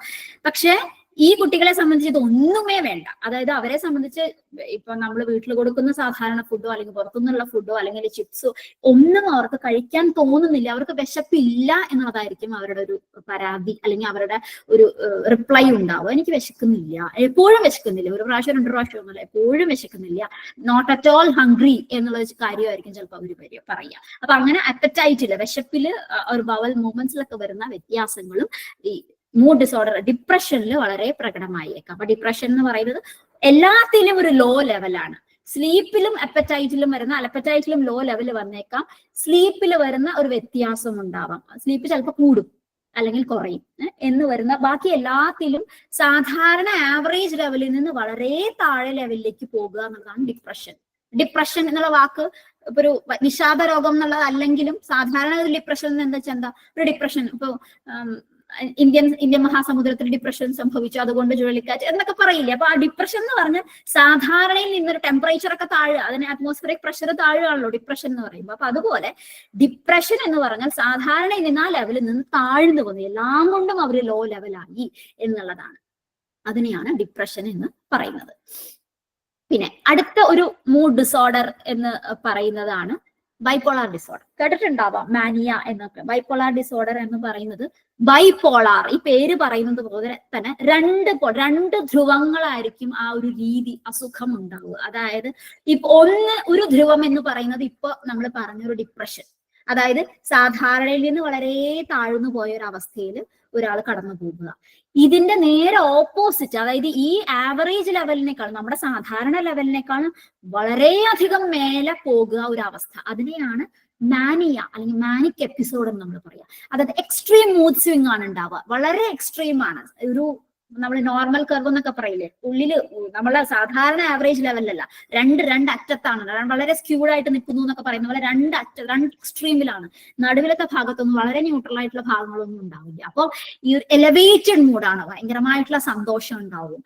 അതായത് ഒരു മൂഡിന് എലവേറ്റഡ് ആകുമ്പോൾ വളരെ ഹാപ്പി ആയിട്ട് കുട്ടി, ആവശ്യത്തിലല്ല സാധാരണയിൽ കവിഞ്ഞ ഹാപ്പി, വളരെ എനർജറ്റിക്, കൂടുതൽ എനർജി. പിന്നെ പെട്ടെന്ന് ചിലപ്പോൾ ദേഷ്യം വരാം, അതായത് എനർജി കൂടുമ്പോൾ ദേഷ്യമൊക്കെ വന്നു വരാം. പെട്ടെന്ന് കാര്യങ്ങൾ ചെയ്തുകൊണ്ടിരിക്കും, വളരെ ഫാസ്റ്റ് ആണ് മൂവ്മെന്റ്സ്. ഈ പറഞ്ഞ പോലെ എനർജി കൂടുതലാണ്. അതുപോലെ ഹാപ്പിനെസ് വളരെ കൂടുതലായിട്ട് കുട്ടി പ്രകടിപ്പിക്കും. ആക്ടിവിറ്റി ലെവൽ കൂടുതലായിരിക്കും. വളരെ റിസ്കി ആയിട്ടുള്ള കാര്യങ്ങളൊക്കെ കുട്ടി ചെയ്തു എന്ന് വരാം. കുട്ടി സൈക്കിൾ എടുത്ത് പോകുന്നു, കുട്ടി ചിലപ്പോൾ വീട്ടിൽ വണ്ടി ഓടിക്കാൻ ശ്രമിക്കുന്നു, 2 വീലർ. അതല്ല, കുട്ടി ചിലപ്പോൾ മരത്തിന്റെ മുകളിൽ കയറാൻ ശ്രമിക്കുന്നു. സാധാരണ ഒരു കുട്ടി ചെയ്യുന്നതിനേക്കാളൊക്കെ വ്യത്യസ്തമായിട്ട് വളരെ ആക്റ്റീവായിട്ട് കുട്ടി ആക്റ്റീവായിട്ട് കുട്ടി പെരുമാറുന്നു എന്നുള്ളത് ഈ മാനിക് എപ്പിസോഡിന്റെ ഒരു രീതിയാണ്. പിന്നെ സംസാരം കൂടുതൽ, ചിന്തകൾ കൂടുതൽ, വളരെ വലിയ വലിയ കാര്യങ്ങളൊക്കെ പറഞ്ഞു എന്ന് വരാം. കുട്ടി ഞാൻ എങ്ങനെ ചെയ്യുന്നു, കാര്യങ്ങളൊക്കെ വളരെ ഓവർ എസ്റ്റിമേറ്റ് ചെയ്ത് പറയും. വലിയ കാര്യമായിട്ട് പെരുപ്പിച്ച് ചിലപ്പോൾ പറഞ്ഞു എന്ന് വരാം. സംസാരം എന്ന് വെച്ചാൽ വളരെ റാപ്പിഡ് സ്പീച്ച് ആയിരിക്കും. സാധാരണ നമ്മൾ സംസാരിക്കുന്ന സ്പീഡൊന്നും അല്ല. ആൻഡ് അതുപോലെ ചിന്തകളല്ല, പല ചിന്തകൾ ഇങ്ങനെ പറഞ്ഞുകൊണ്ടേയിരിക്കും. വളരെ റാപ്പിഡ് ആയിട്ടുള്ളതാണ് കാര്യങ്ങളൊക്കെ. തോട്ട്സ്, റേസിംഗ് തോട്ട്സ് ആണ് അവർക്ക് ഉണ്ടാവുക. വളരെ തോട്ട്സ് ഇങ്ങനെ ആ ചിന്ത വരുന്നതിനനുസരിച്ച് അതിന്റെ സംസാരം ഉണ്ടാവും. അപ്പൊ ഇങ്ങനെ പല ചിന്തകൾ വന്നുകൊണ്ടേയിരിക്കും. ക്വിക്ക്ലി, വളരെ ക്വിക്കായിട്ട് അവർ സംസാരിക്കും. ഒരു ടോപ്പിക് വിട്ടിട്ട് അടുത്ത ടോപ്പിക്കിൽ പോയി. ഈ ഒരു ടോപ്പിക്കിൽ തുടർന്ന് നിൽക്കില്ല അവർ. ഒന്ന് കഴിഞ്ഞ് അടുത്തത് അങ്ങനെ ചാടിക്കൊണ്ടേയിരിക്കും. ജമ്പിങ് ബിറ്റ്വീൻ ടോപ്പിക്സ് എന്ന് നമ്മൾ പറയും.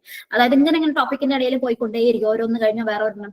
പിന്നെ അവർ വിചാരിക്കാൻ ഇതൊക്കെ ചെയ്യാൻ പറ്റും. അവരുടെ കപ്പാസിറ്റിയിൽ നിന്ന് വിട്ടിട്ട് അവർക്കൊക്കെ ഒരു ഗ്രാൻഡിയോസിറ്റി, അതായത് അവരുടെ കപ്പാസിറ്റിയിൽ നിന്ന് വിട്ടിട്ട് ഇത് കുറെ എനിക്ക് ചെയ്യാൻ പറ്റും എന്നുള്ളൊരവസ്ഥ അവർ പറയും. ഒരു ഗ്രാൻഡിയോസിറ്റി എന്ന് നമ്മൾ പറയും. പിന്നെ ഡിക്രീസ്ഡ് നീഡ് ഫോർ സ്ലീപ്പ്. ഡിപ്രഷനിൽ ഉറങ്ങണമെന്നുണ്ട്, ഉറങ്ങാൻ പറ്റുന്നില്ല എന്ന അവസ്ഥയാണ്. മാനിയയിൽ ഡിക്രീസ്ഡ് നീഡ്, ഉറക്കം അവർക്ക് ആവശ്യമില്ല എന്നുള്ളതാണ് വ്യത്യാസം. ഡിപ്രഷൻ എന്ന് പറയുമ്പോൾ ഉറക്കമില്ല അല്ലെങ്കിൽ ഉറക്കം കൂടുതലാണ്. ഉറങ്ങണമെന്നുണ്ട് എന്നാൽ ഉറക്കം വരുന്നില്ല എന്നുള്ള അവസ്ഥയുണ്ടാവും. പക്ഷെ മാനിയെ സംബന്ധിച്ച് ഉറക്കം കൂടുതലൊന്നും ഉണ്ടാവില്ല, ഉറങ്ങണം എന്നുള്ള ആവശ്യകത അവർക്ക് ഉണ്ടാവില്ല. They don't have that need for sleep. ഉറങ്ങണം എന്ന് തോന്നലില്ല അവർക്ക്. അപ്പൊ റെഡ്യൂസ്ഡ് നീഡ് ഫോർ സ്ലീപ്പ്, വളരെ ആവശ്യമില്ല, ഉറക്കം ആവശ്യമില്ല, കാരണം അവർ അത്രയും എനർജിയില്ല. അപ്പൊ അസ്വാഭാവികത നമുക്ക് മനസ്സിലായി. സാധാരണ നമുക്കൊരു ഉറക്കം വേണം, എനിക്ക് ഉറക്കം ആവശ്യമില്ല എന്ന് പറയുമ്പോൾ അവർ അത്രയും എനർജിയിൽ നിൽക്കുന്ന ഒരു അവസ്ഥയാണ്. വളരെ 2, 3, 4 ദിവസമൊക്കെ ഉറങ്ങാതിരിക്കുക, വളരെ എക്സ്റ്റെൻഡഡ് സമയത്ത് വരെ ഉറക്കം ഇല്ലാതിരിക്കുക, എന്നാൽ ഒരു ക്ഷീണം അവർക്ക് അനുഭവപ്പെടില്ല എന്ന് തുടങ്ങുന്ന ഒരു അവസ്ഥയുണ്ടാവും ഈ മാനിക് എപ്പിസോഡിൽ. അപ്പൊ ഈ മാനിക് എപ്പിസോഡ് ഒരു കാലഘട്ടത്തിൽ അനുഭവിക്കുകയും അതിനെ തുടർന്ന് കുറച്ചു കാലം അതിൽ നിന്ന് ചികിത്സയൊക്കെ നേടി അതിൽ നിന്ന് ഭേദമായിട്ട് വരികയും പിന്നീട് ഒരു പ്രാവശ്യം ഒരു ഡിപ്രഷൻ എന്നുള്ള ഒരു അവസ്ഥ വരികയൊക്കെ ചെയ്യുമ്പോഴാണ് നമ്മളെ ബൈപോളാർ ഡിസോർഡർ എന്ന് പറയുന്നത്. മാനിക് എപ്പിസോഡ് മാത്രമായിട്ട് പലരിലും വരാം, പക്ഷെ അതിനെയും നമ്മൾ ബൈപോളാർ എന്നാണ് പറയുക. മറിച്ച് ഡിപ്രഷൻ എന്ന് പറയുമ്പോൾ ഡിപ്രസീവ് ഡിസോർഡർ എന്നുള്ള ഒരു അവസ്ഥയുണ്ട്. Depressive disorder, mild depression, moderate depression, severe depression എന്നുള്ള പല തലങ്ങളുണ്ട്. ഡിപ്രസീവ് ഡിസോർഡേഴ്സ് വിത്ത് സൈക്കോട്ടിക് സിംറ്റംസ്, അതിന് സൈക്കോട്ടിക് എന്താണെന്ന് നമുക്ക് പിന്നീട് കാണാം. അപ്പം അങ്ങനെയുള്ള അവസ്ഥകളൊക്കെ ഉണ്ട്. മാനിക് എപ്പിസോഡ് എന്ന് പറയുമ്പോൾ ഈ പറഞ്ഞ പോലെ എല്ലാത്തിൽ നിന്നും എല്ലാം വളരെ ബലൂൺ പോലെയാണ്, എല്ലാം എലവേറ്റഡ് ആയിട്ടുള്ള ഒരു അവസ്ഥയാണ് ഉണ്ടാകുക. അതാണ് മാനിക് എപ്പിസോഡ്. അപ്പൊ മാനിക് എപ്പിസോഡ് ഉള്ള ഒരാളെ സംബന്ധിച്ച് ഒരു മാനിക് ഡിസോർഡർ എന്നുള്ളതല്ല നമ്മൾ പറയുക, അയാൾ ബൈപോളാർ ഡിസോർഡർ എന്നാണ് പറയുക. കാരണം മാനിയ എന്നുള്ള ഒരു അവസ്ഥയുണ്ടെങ്കിൽ അതിന് ഡിപ്രഷൻ ഒരു അവസ്ഥയുണ്ട് എന്നുള്ളതാണ് നമ്മൾ മനസ്സിലാക്കി വെക്കുക. അപ്പൊ അതുകൊണ്ട് തന്നെ ബൈപോളാർ ഡിസോർഡർ, അതായത് 2 ധ്രുവങ്ങളിലാണ് സ്വഭാവങ്ങൾ ഉണ്ടാവുക. ഈ 2 മാനിക് എപ്പിസോഡും ഉണ്ടാവും, ഡിപ്രസീവ് എപ്പിസോഡും ഉണ്ടാവും. ഒരു ദിവസം തന്നെ ഉണ്ടാവണമെന്നൊന്നുമില്ല. കുട്ടികളിൽ അതിന് പല ക്ലാസിഫിക്കേഷൻസ് ഉണ്ട്. പക്ഷെ മാനിക് എപ്പിസോഡ് അനുഭവിക്കുന്നു, ഒരു സർട്ടൻ പീരീഡ് ഓഫ് സമയം കൊണ്ട് മാനിക് എപ്പിസോഡ് അനുഭവിക്കുന്നു, കുറച്ച് കഴിയുമ്പോൾ അതിനൊരു ഡിപ്രഷൻ അനുഭവിക്കുന്നു. ഇതിന് 2ന്റെ ഇടയിലാണ് നമുക്ക് ബിഹേവിയർ ആവശ്യം, ഒരു മനുഷ്യന്റെ അല്ലെ, വളരെ നോർമൽ എന്ന് പറയുന്ന ഒരു അവസ്ഥ നമുക്ക് അപ്പോഴാണ് ആവശ്യം. പക്ഷെ ഇത് 2ഉം ഉണ്ടാകുക എന്ന് പറയുമ്പോഴാണ് അതിനെ നമ്മൾ ബൈപോളാർ ഡിസോർഡർ എന്ന് പറയുന്നത്. ഓക്കെ, അപ്പൊ റിസ്കി ബിഹേവിയറും കാര്യങ്ങളൊക്കെ ഇതുകൊണ്ട് തന്നെ സ്കൂൾ സെറ്റിങ്ങിലൊക്കെ ബുദ്ധിമുട്ടുണ്ടാവും അല്ലേ. ഇപ്പൊ ഇങ്ങനെ മാനിക് എപ്പിസോഡുള്ള കുട്ടിയെ സംബന്ധിച്ച് സ്കൂൾ സെറ്റിങ്ങിൽ ബുദ്ധിമുട്ട് ഉണ്ടാവുന്നതാണ്. ഓക്കെ, സോ ഇനി പെരുമാറ്റത്തിൽ വരുന്ന ബുദ്ധിമുട്ടുകൾ എന്ന് പറയുന്നത് ബിഹേവിയറൽ ഡിസോർഡേഴ്സ് എന്ന് പറയുന്നത്. അതിൽ ആദ്യത്തെയാണ് ഇപ്പൊ നമ്മൾ ഇത്രയും പറഞ്ഞത് ആങ്സൈറ്റി ഡിസോർഡേഴ്സ് പറഞ്ഞു, മൂഡ് ഡിസോർഡേഴ്സ് പറഞ്ഞു. ആങ്സൈറ്റി ആണ് ജനറലൈസ്ഡ് സെപ്പറേഷൻ അല്ലെങ്കിൽ ഫോബിയ, അതുപോലെ OCD തുടങ്ങുന്ന കാര്യങ്ങളൊക്കെ പറഞ്ഞത്, സോഷ്യൽ ആങ്സൈറ്റി ഒക്കെ. മൂഡാണ് ഡിപ്രഷൻ അല്ലെങ്കിൽ ബൈപോളാർ ഡിസോർഡർ എന്ന് പറയുന്നത്. പിന്നെയാണ് നമ്മളിൽ വരുന്നത് ബിഹേവിയറൽ, പെരുമാറ്റത്തിൽ വരുന്ന വ്യത്യാസം. ഇതിലൊക്കെ പെരുമാറ്റത്തിൽ വ്യത്യാസങ്ങളുണ്ട്, പക്ഷെ മുഖ്യമായിട്ടും നമ്മുടെ പെരുമാറ്റത്തിൽ നിന്ന് മാത്രം നമ്മൾ കണ്ടെത്തുന്ന ഈ വൈകാരികമായിട്ടുള്ള ബുദ്ധിമുട്ടുകളല്ല, പെരുമാറ്റത്തിൽ നിന്ന് മാത്രം വരുന്ന ബുദ്ധിമുട്ടുകളാണ്. അതിൽ ഒന്നാമത്തെയാണ് ഒപ്പോസിഷണൽ ഡീഫിയന്റ് ഡിസോർഡർ, ODD എന്നൊക്കെ കേട്ടിട്ടുണ്ടാവും. ODD ആണ് എന്നൊക്കെ കേട്ടിട്ടുണ്ട്. അപ്പൊ ഒപ്പോസിഷണൽ ഡീഫിയന്റ് ഡിസോർഡർ എന്ന് പറയുന്നത് it is characterized by pattern of angry or irritable. ഭയങ്കര ദേഷ്യക്കാരായിരിക്കും, ഭയങ്കര ഹോസ്റ്റൈൽ, നമ്മൾ ഭയങ്കര ഒരു ക്രൂവൽ ആയിട്ടുള്ള ബിഹേവിയർ എപ്പോഴും ഒട്ടും തന്നെ നമുക്ക് സഹിഷ്ണുതയോടുകൂടെ പെരുമാറുന്ന ആൾക്കാരാവില്ല ഈ കുട്ടികൾ എന്ന് പറയുന്നത്. ഈ ഡിസോർഡർ ഉള്ള കുട്ടികളെ സംബന്ധിച്ച് അവർ വളരെ ഹോസ്റ്റൈൽ ആയിരിക്കും, വളരെ ഇറിറ്റബിൾ ആയിരിക്കും. ഒരു സിറ്റുവേഷന് അനുസരിച്ച് അവർ പെരുമാറണമെന്നില്ല. സിറ്റുവേഷൻ വളരെ ശാന്തമായിട്ടുള്ള സിറ്റുവേഷൻ ആണ് അവരിൽ നിന്ന് എക്സ്പെക്ട് ചെയ്യുന്നത്, പെരുമാറ്റമാണ് എക്സ്പെക്ട് ചെയ്യുന്നത് എന്നുണ്ടെങ്കിലും അവർ വളരെ ഡിസ്ട്രക്റ്റീവ് ആയിട്ടേ പെരുമാറുള്ളൂ, അവർ വളരെ ഹോസ്റ്റൈൽ ആയിട്ടേ പെരുമാറുള്ളൂ. പിന്നെ വളരെ ആർഗ്യുമെന്റേറ്റീവ്, എപ്പോഴും വാദിച്ചുകൊണ്ടേയിരിക്കും. അതല്ല അതാണ് ശരി, ഇങ്ങനെ പറഞ്ഞാൽ ശരിയാവില്ല, നമ്മൾ എന്ത് പറഞ്ഞാലും അനുസരിക്കില്ല, അങ്ങനെ വാദിച്ചുകൊണ്ടേയിരിക്കും. വളരെ ആർഗ്യുമെന്റേറ്റീവ് ആയിരിക്കും അവർ. പാരന്റ്സിനോടായാലും ടീച്ചേഴ്സിനോടായാലും മുതിർന്നവരോടൊക്കെ ആർഗ്യൂ ചെയ്തുകൊണ്ടേയിരിക്കും. നോൺ കംപ്ലയൻസ് ഓർ ഡിഫിയൻസ്, അതായത് ഒന്നിനോട് അവർ യോജിച്ചു പോലെ, ഒരു നിയമങ്ങളോ കാര്യങ്ങളോ ഒന്നും അവർ പാലിക്കില്ല. അതൊന്നും പറ്റില്ല അവർക്ക്. അവരെ സംബന്ധിച്ച് എനിക്ക് റെഫ്യൂസൽ, ഞാൻ പറ്റില്ല. ക്ലാസ്സിൽ പോയാൽ ചിലപ്പോൾ ക്ലാസ്സിൽ നിന്ന് എണീറ്റ് പോകും, ഒരു പീരീഡ് കഴിഞ്ഞിട്ടില്ല എന്ന് പറഞ്ഞാൽ അതൊന്നും എനിക്ക് പറ്റില്ല, ഞാൻ പോവാം എന്ന് പറയും. സോ നിയമങ്ങളെയും കാര്യങ്ങളെയും റെഗുലേഷൻസിനെയും ഒന്നും അവർ ഫോളോ ചെയ്യാൻ താല്പര്യപ്പെടില്ല. പിന്നെ മറ്റുള്ളവരെ പർപ്പസ്ഫുള്ളി ഇങ്ങനെ ഇറിറ്റേറ്റ് ചെയ്തുകൊണ്ട്, അനൗസ് ചെയ്തുകൊണ്ട്, ദേഷ്യപ്പെടുത്തിക്കൊണ്ടേയിരിക്കും. പിന്നെ ഒരു റിവെഞ്ച്, എപ്പോഴും ഒരു ഗ്രഡ്ജ്, റിസന്റ്മെന്റ്, റിവെഞ്ച് ഒക്കെ ഒരു ഗ്രഡ്ജ് ഉണ്ടാവും. അവരോട് പ്രതികാര ബുദ്ധി എപ്പോഴും കൊണ്ടു നടക്കുന്നവരായിരിക്കും. അവസരം കിട്ടിയാൽ അത് പ്രതികാരം തീർക്കും എന്നുള്ളത്. സോ ഇതാണ് ഒപ്പോസിഷണൽ ഡിഫിയന്റ് ഡിസോർഡറിൽ ഉണ്ടാവുക. ഈ ഒപ്പോസിഷണൽ ഡിഫിയന്റ് ഡിസോർഡർ ഒരു 10 വയസ്സ് വരെയുള്ള കുട്ടികളിലാണ് നമ്മൾ ഡയഗ്നോസ് ചെയ്യുക. അപ്പൊ അത് അങ്ങനെ വരുമ്പോൾ ഈ ഡിസോർഡർ എന്ന് പറയുന്നത് ഈ പെരുമാറ്റങ്ങളൊക്കെയാണ്. അവരുടെ ദേഷ്യം, മറ്റുള്ളവരിൽ നിന്ന് ദേഷ്യപ്പെടുത്തുക, മറ്റുള്ളവരെ ഇറിറ്റേറ്റ് ചെയ്യുക, ഒരു നിയമങ്ങളൊന്നും പാലിക്കാതിരിക്കുക, എപ്പോഴും വാദിച്ചുകൊണ്ടിരിക്കുക, പ്രതികാര ബുദ്ധിയോടുകൂടി പെരുമാറുക തുടങ്ങുന്ന കാര്യങ്ങളാണ് ഈ ഒപ്പോസിഷണൽ ഡിഫിയന്റ് ഡിസോർഡറിൽ ഉണ്ടാവുക 10 വയസ്സ് വരെ. അത് കഴിഞ്ഞ് നമ്മൾ അതിനെ conduct disorder or conduct disorder എന്നാണ് പറയുക. സി ഡി എന്ന് കേട്ടിട്ടുണ്ട്. അതിനെ കോണ്ടക്ട് ഡിസോർഡർ എന്ന് പറയുമ്പോൾ സീരിയസ് ആയിട്ടുള്ള വയലേഷൻസ് ഉണ്ടാവും. ബേസിക്, അതായത് പല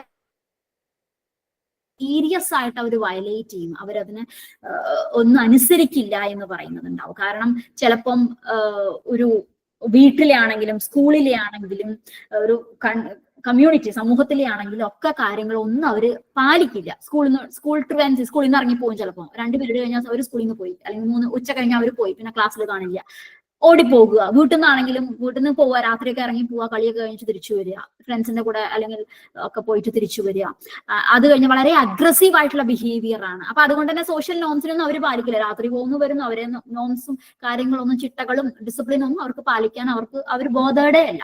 അഗ്രസീവ് ആയിട്ടുള്ള ബിഹേവിയർ, എപ്പോഴും വളരെ അഗ്രസീവ് ആണ്. ഫിസിക്കൽ അഗ്രഷൻ ആണ് അവ, അതായത് ഉപദ്രവിക്കും. ചിലപ്പം പ്രത്യേകിച്ച് മൃഗങ്ങളെയൊക്കെ വെറുതെ ഉപദ്രവിച്ചുകൊണ്ടിരിക്കുക, ഫൈറ്റ് ചെയ്തുകൊണ്ടിരിക്കുക മറ്റുള്ളവരായിട്ട്. ഫിസിക്കൽ, കുട്ടികൾ വഴക്ക് പിടിക്കുന്ന, വഴക്കാളികളായിട്ടുള്ള കുട്ടികൾ എന്നൊക്കെ പറഞ്ഞു കേട്ടില്ലേ, വളരെ വഴക്ക് പിടിക്കുക. സ്കൂളിലാണെങ്കിലും ചിലപ്പം ആയുധങ്ങൾ ഉപയോഗിക്കുക, സാധനങ്ങൾ നശിപ്പിക്കുക, വീട്ടിലെ TV അല്ലെങ്കിൽ TV എന്നല്ല, ഫോൺ എറിഞ്ഞു പൊട്ടിക്കുക, അല്ലെങ്കിൽ ഇപ്പൊ ഫോണ് അല്ലെങ്കിൽ വീട്ടിലെ ഉടയുന്ന സാധനങ്ങളൊക്കെ ഡിസ്ട്രക്ട് ചെയ്യുക, എല്ലാം നശിപ്പിക്കുക. സ്കൂളിലാണെങ്കിൽ ബെഞ്ച് ഡെസ്കിനൊക്കെ നശിപ്പിക്കുക, തുടങ്ങുന്ന കാര്യങ്ങളൊക്കെ ചെയ്യുക. പിന്നെ ഒരു എംപതി, അവർക്കൊരു എംപതി ഉണ്ടാകും. മറ്റുള്ളവരുടെ ഭാഗത്തുനിന്ന് ചിന്തിക്കുക എന്നുള്ള കാര്യമൊന്നും അവർക്ക് ഉണ്ടാവണമെന്നില്ല. ഒരു എംപതി ഒന്നും അവർക്കില്ല. അപ്പൊ അതുകൊണ്ട് തന്നെ അതുകൊണ്ട് തന്നെയാണ് വളരെ അഗ്രസീവായിട്ട് അവർ പെരുമാറിക്കൊണ്ടിരിക്കുന്നത്. ഞാൻ ഇങ്ങനെ പെരുമാറിയാൽ അവർക്ക് ഉണ്ടാക്കുന്ന ബുദ്ധിമുട്ട് എന്തെന്ന് ചിന്തിക്കാൻ അവർ ചിന്തിക്കുന്നില്ല. അതുകൊണ്ട് തന്നെ വളരെ അഗ്രസീവായിട്ട് പെരുമാറും. തെഫ്റ്റ്, സാധനങ്ങൾ കട്ടെടുക്കുക, വീട്ടിൽ നിന്ന് പണം മോഷ്ടിക്കുക. വീട്ടിൽ നിന്ന് പണം മാത്രമല്ല നമ്മൾ മോഷ്ടിക്കുക. നമ്മൾ സാധാരണ വിചാരിക്കും കുട്ടികൾ പൈസ കക്കുന്നില്ല, പൈസയൊന്നും പോകുന്നില്ല, അതുകൊണ്ട് കുട്ടി മോഷ്ടിക്കുന്നില്ല എന്ന്. അങ്ങനെയല്ല. കുട്ടികൾ പൈസ എന്നുള്ളതല്ല, കുട്ടികൾ ചില സാധനങ്ങൾ എടുത്തുകൊണ്ട് പോയിട്ട് അത് കൊണ്ടുപോയി വിൽക്കും, എന്നിട്ട് അതിന് പൈസ വാങ്ങും. സോ അങ്ങനെയും കുട്ടികൾ ചെയ്യും. അവരുടെ മോഷണം എന്നുള്ളത് മാത്രമേ ഉള്ളൂ. അപ്പൊ അവർക്ക് അറിയാം, അവര് ചിലപ്പം ഈ അച്ഛനമ്മമാരുടെയൊക്കെ സ്വർണം അവരും ഊരിയൊക്കെ വെച്ചിട്ടുണ്ടെങ്കിൽ അതൊക്കെ എടുത്തുകൊണ്ട് പോയി വിൽക്കുന്ന കുട്ടികളുണ്ട്. എനിക്ക് ഒരു കുട്ടി ഉണ്ടായിരുന്നു, കുട്ടിയുടെ അച്ഛൻ ഈ മിലിറ്ററിക്കാരനാ, അങ്ങേർക്ക് ഈ മിലിറ്ററി കോട്ട മദ്യം കിട്ടുമല്ല, അവര് ഇത് സൂക്ഷിച്ചു വെക്കും. അങ്ങനെ കുടിക്കൊന്നുമില്ല. ഈ കുട്ടിയെ എല്ലായിടത്തും കൊണ്ടുപോയി ആർക്കൊക്കെ കൊടുത്തിട്ട് അതിന് പൈസ വാങ്ങും. സോ ഇങ്ങനെ സാധനങ്ങൾ, പൈസ മാത്രമല്ല അവർ കട്ടെടുക്കുക, പല സാധനങ്ങളും കട്ടും, അത് അവർ ഉപയോഗിക്കും എന്നുള്ളത്. വട്ടെടുത്തിട്ട് ഉപയോഗിക്കും, അതിന് പൈസയാക്കിയിട്ട് അവർ ഉപയോഗിക്കും. വളരെ റിസ്കി ബിഹേവിയേഴ്സ് ഒക്കെ അവരുടെ ഭാഗത്തു നിന്ന് ഉണ്ടാകും. കാരണം റെക്ലെസ് ആയിട്ട് വണ്ടി ഓടിക്കുക, ഒരു ശ്രദ്ധയില്ലാതെ വണ്ടി ഓടിച്ചു പോകുന്നവരൊക്കെ നമ്മൾ കണ്ടിട്ടില്ലേ. എല്ലാവർക്കും കണ്ടക്ട് ഡിസോർഡർ ഉണ്ടെന്നല്ല, പക്ഷെ എന്നാലും വളരെ അശ്രദ്ധമായിട്ട് കാര്യങ്ങൾ പെരുമാറുക, വളരെ റെക്ലെസ് ആയിട്ട് വണ്ടി ഓടിക്കുക. പിന്നെ ഈ സബ്സ്റ്റൻസ് അബ്യൂസ് തുടങ്ങുന്ന കാര്യങ്ങളിൽ ഏർപ്പെടുക, ലഹരി ഉപയോഗത്തിൽ ഏർപ്പെടുക. സിഗരറ്റ് ആവട്ടെ, മദ്യമാകട്ടെ, മറ്റ് ലഹരി പദാർത്ഥങ്ങളാകട്ടെ, അതിലൊക്കെ ഏർപ്പെടുക എന്നുള്ളത്. അതൊക്കെ ഇതുപോലെ ഫ്രണ്ട്സിന്റെ കൂടെ പോകുന്നു, അതൊക്കെ ഉപയോഗിക്കുന്നു, തിരിച്ചു വരുന്നു, വീട്ടുകാരെ ചോദിച്ചാലൊന്നും വളരെ അഗ്രസീവായിട്ട് പെരുമാറുന്നു, അതിനൊന്നും മറുപടി കൊടുക്കുന്നില്ല എന്നുള്ള അവസ്ഥയ്ക്ക് ഉണ്ടാവും. നുണ പറയുക, ഇതൊക്കെ ഈ കോണ്ടാക്ട് ഡിസോർഡറിൽ, അതായത് ഒരു 10 വയസ്സിന് മേളിൽ ഇത്തരം കാര്യങ്ങൾ വരുമ്പോൾ അത് ഒപ്പോസിഷണൽ ഡിഫിയന്റ്, അതായത് ഒരു 10 വയസ്സിന് താഴെയുള്ള കുട്ടികളുടെ ഒരു റേഞ്ച് എന്ന് പറയുന്നത് അത്രയേ ഉള്ളൂ. ഇനി അതിൽ മേലെ ആയിക്കഴിഞ്ഞാൽ അഡോളസന്റ് ഏജിൽ വന്നു കഴിഞ്ഞാൽ അതൊരു കോണ്ടാക്ട് ഡിസോർഡർ. 10-18 വയസ്സ് വരെ നമ്മളെ കോണ്ടാക്ട് എന്ന് പറയും. അത് കഴിഞ്ഞ് അതിനെ പേഴ്സണാലിറ്റി, ഒരു ആന്റി സോഷ്യൽ പേഴ്സണാലിറ്റി കേട്ടിട്ടുണ്ടാവും നിങ്ങൾ അല്ലെ. ആന്റി സോഷ്യൽ പേഴ്സണാലിറ്റി എന്നാണ് പിന്നെ അതിനെ പറയുക. കുട്ടികളുടെ സ്റ്റേജ് കഴിഞ്ഞാൽ പിന്നെ ആന്റി സോഷ്യൽ അല്ലെ. അപ്പൊ ഒരു സ്റ്റേജ് ഇതെല്ലാം ഒരുപോലെയാണ്. ഇപ്പൊ നമ്മൾ ഒരു കുറ്റവാളി ഒരു ജയിലിൽ കൊണ്ടിടുന്നു, അത് 18 വയസ്സ് താഴെയുള്ള കുട്ടിയാണെങ്കിൽ ജുവനൈൽ ഹോമിലാണ് കൊണ്ടുപോകുക അല്ലെ. ജുവനൈൽ ജസ്റ്റിസ് ആക്ട് പ്രകാരമാണ് അവരെ ശിക്ഷിക്കുക കാര്യങ്ങളൊക്കെ. കാരണം ഈ 18 വയസ്സ് താഴെയുള്ള ജുവനൈൽ ഡെലിക്വൻസിയാണ്, ജുവനൈൽ ഒരു ക്രൈമാണ്. പക്ഷെ അതേ ക്രൈം ഒരു 18 വയസ്സിന് മേലുള്ള ആള് ചെയ്താൽ അതൊരു അഡൾട്ടായി ഇപ്പൊ അയാളുടെ നിയമം എന്നുള്ളത് കുറച്ച് മാറിയിരിക്കും, അല്ലെങ്കിൽ അയാളെ ബേസ് ചെയ്തിരിക്കുന്നത് അഡൾട്ട് സാധാരണ ഒരു ഇന്ത്യൻ പൗരനുള്ള നിയമങ്ങളാണ്, ഇത് കുട്ടികൾക്കുള്ള നിയമങ്ങളാണ്. അത്രയേ ഉള്ളൂ വ്യത്യാസം. അപ്പൊ ഇതുപോലെ തന്നെ കോണ്ടാക്ട് ഡിസോർഡർ എന്ന് പറയുന്ന ഒപ്പോസിഷണൽ ഡിഫിയന്റ്, ഇതിന്റെ സിവിയറിറ്റി ഈ ODD 10 വയസ്സ് വരെ ഇതുപോലെ അക്രമവും കാര്യങ്ങളൊക്കെ കുറച്ച് അല്ലെങ്കിൽ ദേഷ്യവും തുടങ്ങുന്നുണ്ടാവും. അതൊരു 10 വയസ്സ് കഴിഞ്ഞാൽ സാധാരണ നമുക്ക് ഡയഗ്നോസ് ചെയ്യാൻ എളുപ്പത്തിന് ഒരു 10 വയസ്സ് എന്നുള്ളതാണ്. പക്ഷെ ഈ ഒരു അഡോളസന്റ് ഏജിൽ എത്തിക്കാം. നമ്മൾ ബ്രോഡർ ആയിട്ട് ആലോചിച്ചാൽ എങ്ങനെയാ, അഡോളസന്റ് ഏജിൽ എത്തിക്കഴിഞ്ഞാലാണ് കുറച്ചും കൂടെ അവർക്ക് അവരുടെ ഒരു ഏരിയ കുറച്ചും കൂടെ വാസ്റ്റ് ആയിട്ട് മാറിയ ഫ്രണ്ട് സർക്കിൾ മാറും അല്ല. ഹൈസ്കൂളിലും +2 എത്തിക്കഴിഞ്ഞാൽ കുട്ടികളുടെ ആ ഒരു രീതികളൊക്കെ മാറും, കണക്ഷൻസ് ഒക്കെ മാറും. അപ്പൊ അങ്ങനെ വരുമ്പോൾ അവർക്ക് കുറച്ചും കൂടെ ഓപ്പർച്യൂണിറ്റീസ് കൂടും. അപ്പൊ കുറച്ചും കൂടെ അവർക്ക് ധൈര്യം കൂടും കാര്യങ്ങൾ ചെയ്യാൻ, കുറച്ചും കൂടെ ലൈസൻസ് ആവും പല കാര്യങ്ങളും ചെയ്യാൻ. അപ്പൊ അതിനെ കോണ്ടാക്ട് ഡിസോർഡർ എന്ന് പറയും. അത് വിട്ട് കഴിഞ്ഞാൽ പിന്നെ അത് പേഴ്സണാലിറ്റി ഡിസോർഡർ ആണ് എന്നുള്ളതാണ്. അപ്പൊ കോണ്ടാക്ട് ഡിസോർഡറിൽ ഇങ്ങനത്തെ കാര്യങ്ങളൊക്കെയാണ് കോണ്ടാക്ട് ഡിസോർഡറിൽ ഉണ്ടാവുക. അത് കുട്ടികളുടെ അക്കാഡമിക് പെർഫോമൻസിനെ ബാധിക്കാൻ തുടങ്ങുന്ന കാര്യങ്ങളൊക്കെ ഉണ്ട് അല്ലെ. ഇനി വരുന്നതാണ് ഈറ്റിംഗ് ഡിസോർഡേഴ്സ്. ഈറ്റിംഗ് ഡിസോർഡർ നമ്മൾ വിചാരിക്കും ഈറ്റിംഗ് ഡിസോർഡർ അങ്ങനെ എല്ലാവരിലും കുട്ടികളിലൊന്നും കാണണമെന്നില്ല എന്നുള്ള കാര്യം. പക്ഷെ ഈറ്റിംഗ് ഡിസോർഡർ കുട്ടികളിൽ കണ്ടുവരുന്ന ഒരു അസുഖം കൂടെയാണ്. കാരണം അതിൽ ഈറ്റിംഗ് ഡിസോർഡറിലെ 2 ക്ലാസിഫിക്കേഷൻ ആണ് മേജർ ആയിട്ടുള്ളത്. അനോറക്സിയ നെർവോസ, ബുളീമിയ നെർവോസ എന്ന 2 ക്ലാസിഫിക്കേഷൻ ആണത്. അനോറക്സിയ നെർവോസ എന്നുള്ള ഈ ഒരു അസുഖം, eating disorder, particular type of eating disorder എന്ന് പറയുന്നത്, അവർക്ക് they will have an intense fear of gaining weight. വണ്ണം വെക്കുമോ, വണ്ണം കൂടുമോ എന്നുള്ള ഇന്റൻസ് വളരെ ഡീപ്പായിട്ടുള്ള ഒരു ഭയമാണ് അനോറക്സിയ നെർവോസക്കാർക്ക്. അതുകൊണ്ട് തന്നെ അവരുടെ ബോഡി ഇമേജ്, അവരുടെ ശരീരത്തിന്റെ ഘടന മാറുവോ, അല്ലെങ്കിൽ എന്ന് വെച്ചാൽ വണ്ണം കൂടുവോ, അപ്പൊ ഭംഗിയില്ലാതെ വരുമോ തുടങ്ങുന്ന കാര്യങ്ങളൊക്കെയാണ് അവർക്ക് വളരെ കൺസേൺഡ് ആയിട്ട്. അതുകൊണ്ട് തന്നെ വളരെയധികം വണ്ണം അവർ കുറയ്ക്കും. സാധാരണയിൽ നിന്ന് വളരെ താഴ്ത്തും. സാധാരണ നമുക്കറിയാം ഒരു വണ്ണം കുറഞ്ഞൊരു വ്യക്തി അല്ലെങ്കിൽ വണ്ണം പാകമാണെന്ന് തോന്നുന്ന ഒരു വ്യക്തി അതിലും താഴ്ന്ന് ഒരു ബിലോ ആവറേജ് ലെവലിലേക്ക് അവരുടെ വണ്ണത്തെ കൊണ്ടുവരും എന്നുള്ളതാണ്. വെയിറ്റ് ലോസ് സിവിയർ ആയിട്ട് അവർക്കുണ്ടാവും. സിഗ്നിഫിക്കന്റ് ആയിട്ട് റെസ്ട്രിക്ഷൻ ഓഫ് ഇൻടേക്ക്, ഭക്ഷണം എടുക്കുന്നതിൽ വളരെയധികം റെസ്ട്രിക്ഷൻ അവർ കാഴ്ചവെക്കും. എനിക്കൊരു ക്ലയന്റ് ഉണ്ട്, ഒരു കുട്ടി, ആ കുട്ടി 8ാം ക്ലാസ്സിൽ പഠിക്കുന്ന പെൺകുട്ടിയാണ്. ആ കുട്ടി നല്ല സുന്ദരിയായിട്ടുള്ള ഒരു കുട്ടി. കുട്ടിയുടെ പഴയ ഫോട്ടോയും കുട്ടി എൻ്റെ അടുത്ത് വരുമ്പോഴുള്ള ഫോട്ടോയും കണ്ട വളരെ ഡിഫറൻസ് ആണ്. കാരണം അമ്മ കാണിച്ചു തരാം കുട്ടി ഇങ്ങനെയായിരുന്നു, കുട്ടി ഇങ്ങനെയായി എന്ന് പറഞ്ഞിട്ട്. കാരണം ആ കുട്ടി ഇപ്പൊ ആ കുട്ടിയുടെ വെയിറ്റ് 39 kgs ആണ്. എൻ്റെ അടുത്ത് വന്നിരുന്ന സമയത്ത് ഈ കുട്ടി 45 എന്തോ ഉണ്ടായിരുന്നു, നല്ലൊരു കുട്ടിയായിരുന്നു.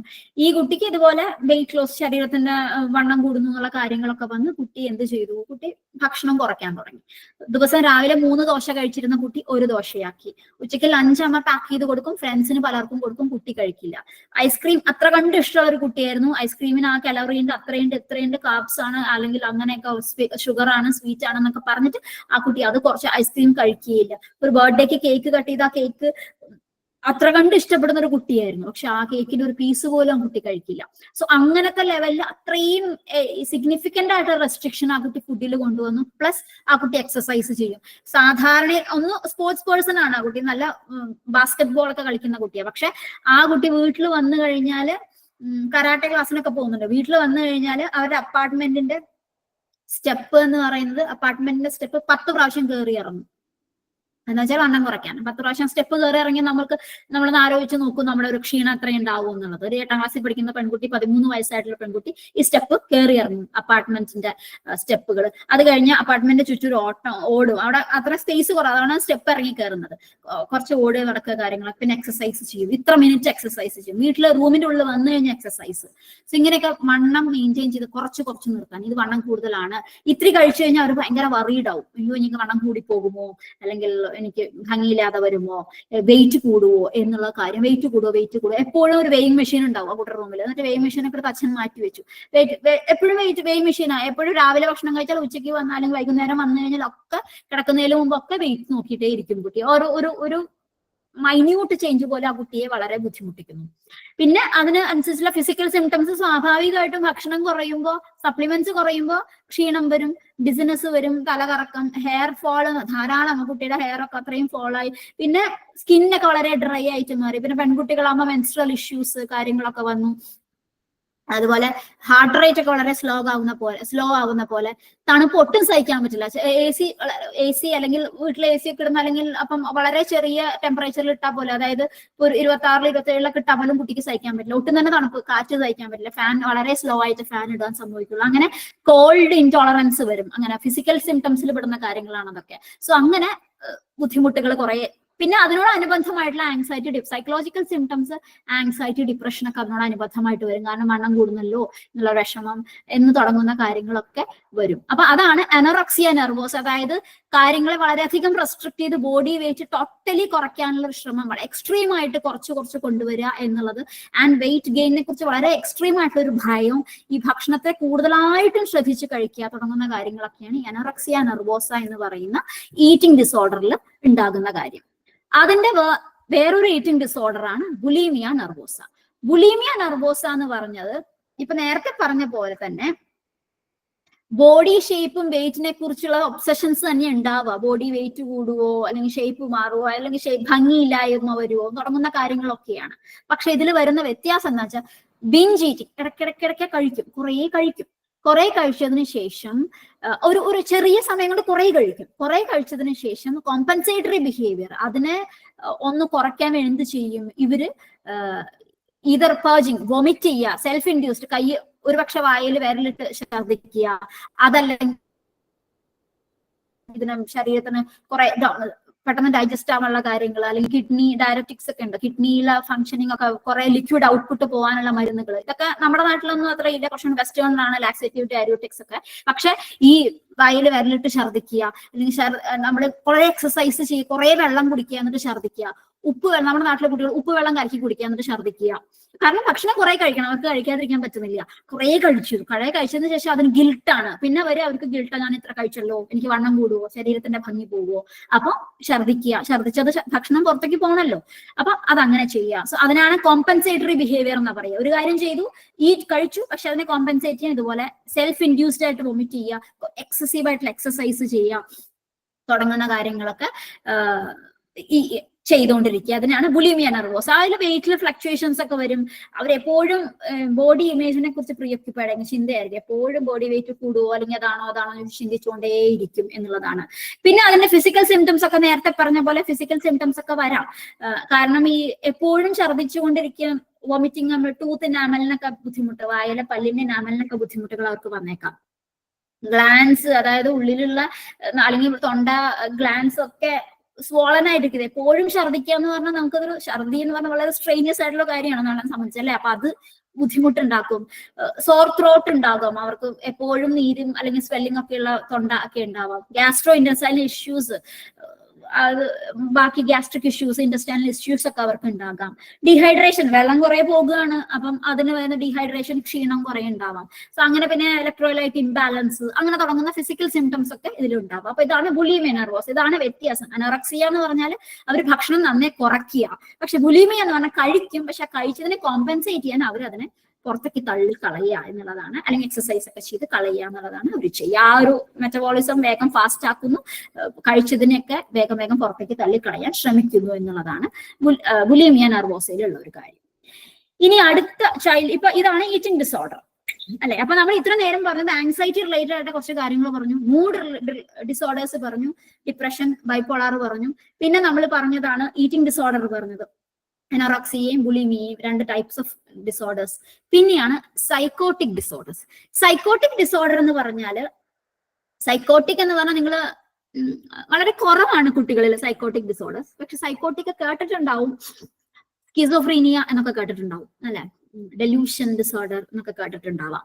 അപ്പൊ അതൊക്കെയാണ് സൈക്കോട്ടിക് ഡിസോർഡറിൽ വരുന്ന ഒരു കാര്യം. സ്കിസോഫ്രീനിയ തന്നെ പലതരം സ്കിസോഫ്രീനിയ ഉണ്ട്, ഡെലൂഷണൽ ഡിസോർഡർ ഉണ്ട്, തുടങ്ങുന്ന കാര്യങ്ങൾ. അപ്പൊ സൈക്കോട്ടിക് ഡിസോർഡർ എന്ന് പറയാൻ, സൈക്കോട്ടിക് ഡിസോർഡർ ആവണമെങ്കിൽ ചില ക്രൈറ്റീരിയ ഉണ്ട്. അതെന്താന്ന് വെച്ചാൽ അത് ഇതിനു മുമ്പ് ഈ ചൈൽഡ്ഹുഡിൽ വളരെ കുറവാണ്. കുട്ടികളിൽ സൈക്കോട്ടിക് ഡിസോർഡർ വളരെ, കാരണം അതിന്റെ ഓൺസെറ്റ് എന്ന് വെച്ചാൽ ഏർലി അഡൽട്ട്ഹുഡിലാണ് സൈക്കോട്ടിക് ഡിസോർഡറിന്റെ ഓൺസെറ്റ് പറയുന്നുണ്ട്. തിയറട്ടിക്കലി പറയുന്നത് തന്നെ ഏർലി അഡൽട്ട്ഹുഡിലാണ്. പക്ഷെ ഉണ്ട്, ഇല്ല എന്നല്ല, കുട്ടികളിൽ ഉണ്ടാവാം. അപ്പം ആ കുട്ടികളിൽ ഉണ്ടാകുമ്പോൾ അതിന് പീക്ക് ഇൻസിഡൻസ് എന്ന് പറയുന്നത് ലേറ്റ് ടീൻസിലാണ്. അത് ഇപ്പൊ പറഞ്ഞ പോലെ ഈ ടീനേജിന്റെ ഒരു അഡോളസെന്റ് ഏജിലെ ഒരു ലേറ്റർ പീരീഡിലാണ്, ഒരു 19 അല്ലെങ്കിൽ 17, 19 വയസ്സൊക്കെ എത്തുമ്പോഴാണ്. +2 കാലഘട്ടങ്ങളിലൊക്കെയാണ് കൂടുതലായിട്ടും വരിക. അതിലും താഴെ കാലഘട്ടങ്ങളിൽ വളരെ കുറവായിട്ടേ ഉണ്ടാവുകയുള്ളൂ. കണ്ടുപിടിക്കാനും ചിലപ്പോൾ ബുദ്ധിമുട്ടായി എന്ന് വന്നേക്കാം. അതുകൊണ്ട് തന്നെ സൈക്കോട്ടിക് ഡിസോർഡർ കൂടുതലും അഡൾട്ട്ഹുഡിലാണ് കൂടുതൽ ഉണ്ടാകുക. ഏർലി അഡൾട്ട്ഹുഡ് 20 വയസ്സ് 21 വയസ്സിലൊക്കെയാണ് കൂടുതലും പെട്ടെന്ന് തിരിച്ചറിയുക അല്ലെങ്കിൽ പെട്ടെന്ന് ഡയഗ്നോസ് ചെയ്യുക. അപ്പോഴാണ് ഒരു ഓൺസെറ്റ് പീരീഡ് ഒക്കെ നമ്മൾ അതിന് തുടക്കം അപ്പോഴൊക്കെയാണെന്നാണ് നമ്മൾ പറയുക. ഇനി സൈക്കോട്ടിക് ഡിസോർഡർ എന്ന് പറയാൻ നമുക്ക് നിർബന്ധമായിട്ടും വേണ്ട ചില കാര്യങ്ങളുണ്ട്.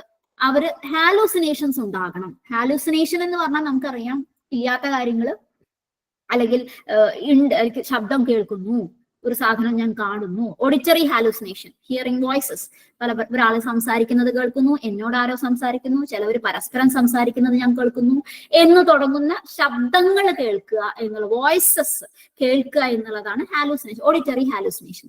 അതുപോലെ seeing things that are in there, അല്ലെ, അവിടെ ഇല്ലാത്ത സാധനങ്ങൾ കാണുക എന്നുള്ള വിഷ്വൽ ഹാലൂസിനേഷൻ ഉണ്ടാകുക. മറ്റുള്ളവർക്ക് കേൾക്കാൻ പറ്റാത്ത, ഈ സൗണ്ടൊന്നും നമുക്ക് കേൾക്കണമെന്നില്ല, പക്ഷെ അവർക്ക് കേൾക്കാം. സോ അങ്ങനെ ഹാലൂസിനേഷൻസ് ഉണ്ടാകുക. ഡെലൂഷൻസ് ഉണ്ടാവുക. ഡെലൂഷൻ എന്ന് പറഞ്ഞാൽ ഫാൾസ് ബിലീഫ് ആണ്. അതായത് ഒരു കാര്യം ഉറച്ച് വിശ്വസിക്കുകയാണ്, അതല്ല, അതങ്ങനെ ഉണ്ട് എന്നുള്ള കാര്യം ഉറച്ച് വിശ്വസിക്കുകയാണ്. ഒരു റിയാലിറ്റി ആയിട്ട് ഒരു ബേസ് ഇല്ലാത്ത കാര്യമായിരിക്കും, പക്ഷെ അത് അവർ ഉറച്ച് വിശ്വസിക്കുകയാണ്. ഡെലൂഷൻ, ഫാൾസ് ബിലീഫാണ്. ഞാനങ്ങനെ ഉറച്ച് വിശ്വസിക്കുകയാണ്. സംശയം, അത് സംശയമല്ല, അത് എന്റെ വിശ്വാസമാണ്, ഞാൻ ഇങ്ങനെ തന്നെയാണ് ആ ഒരു കാര്യം എന്നുള്ളത്. അത് ഫോർ എക്സാമ്പിൾ, ഇപ്പം ഒരു വ്യക്തി വിചാരിക്കണം, എനിക്ക് കുറെ ഗ്രാൻഡിയോസ് ഡെലൂഷൻ എന്നൊക്കെ പറയും. നേരത്തെ മാനിയലൊക്കെ പറഞ്ഞ ഒരു ഡെലൂഷനാണ് ഗ്രാൻഡിയോസ് ഡെലൂഷൻ. അതായത് എനിക്ക് കുറെ പവർ ഉണ്ട്, എനിക്ക് കുറെ കഴിവുണ്ട്, അല്ലെങ്കിൽ എനിക്ക് ഇന്നത് കാര്യമൊക്കെ ചെയ്യാൻ പറ്റുമെന്ന് വിശ്വസിക്കുക. ചെയ്യാൻ പറ്റില്ല. സാധാരണഗതിയിൽ നമുക്ക് ആലോചിച്ചാൽ അറിയാം അങ്ങനെ വ്യക്തിക്കാൻ ചെയ്യാൻ പറ്റുന്നത്. അല്ലെങ്കിൽ എനിക്ക് പിന്നെ ഒരാളുടെ അസുഖം ഞാൻ ഇങ്ങനെ നോക്കിക്കഴിഞ്ഞാൽ ഇങ്ങനെ മാറ്റാനൊരു കഴിവുണ്ട് എന്ന് ഞാൻ പറയുകയാണ്. അപ്പൊ അത് എന്റെ ഇല്ലാത്തൊരു വിശ്വാസമാണ്. എനിക്കത് പറ്റില്ല എന്നൊക്കെ ഓർമ്മയിൽ നോക്കുന്ന ഒരാൾക്ക് മനസ്സിലാവും. പക്ഷെ ഇവരത് ഉറച്ചു വിശ്വസിക്കാനല്ല, എനിക്കത് പറ്റും എന്നുള്ളത്. അങ്ങനെ കുറെ ഡെലൂഷൻസ് ഉണ്ട്. മറ്റുള്ളവർ എന്നെ കുറിച്ചാണോ പറയുന്നത് എന്ന് തോന്നുന്ന ഡെലൂഷൻസ് ഉണ്ട്. മറ്റുള്ളവർ എനിക്ക് എന്തെങ്കിലും ദ്രോഹം ചെയ്യുന്നുണ്ടോ എന്ന് തോന്നുന്ന ഡെലൂഷൻസ് ഉണ്ട്. മറ്റൊരാളെ സംശയിക്കുന്ന ഡെലൂഷൻസ് ഉണ്ട്. അപ്പൊ കുട്ടികളിൽ കൂടുതലും ഈ പറഞ്ഞ ഡെലൂഷൻസ് ഉണ്ടാവാം. മറ്റുള്ളവർ സംസാരിക്കുന്നു, എന്നെ കുറിച്ച് സംസാരിക്കുന്നു, അല്ലെങ്കിൽ മറ്റുള്ളവർ എനിക്കെന്തോ ദ്രോഹം ചെയ്യുന്നുണ്ട് തുടങ്ങുന്ന ഡെലൂഷൻസ് ഒക്കെയാണ് കുട്ടികളിൽ കൂടുതലായിട്ട് ഉണ്ടാവുക. അപ്പം അത് നമ്മൾ തിരിച്ചറിയുക എന്നുള്ളത്, ഹാലൂസിനേഷൻസും ഡെലൂഷൻസ് ഒക്കെ പെട്ടെന്ന് നമുക്ക് തിരിച്ചറിയാൻ പറ്റില്ല. കാരണം കുട്ടികൾ ഇത് പറയണമെന്നില്ല, അവർക്കിത് പറയാൻ അറിയില്ല. കുട്ടികൾ തന്നെ സംസാരിക്കും.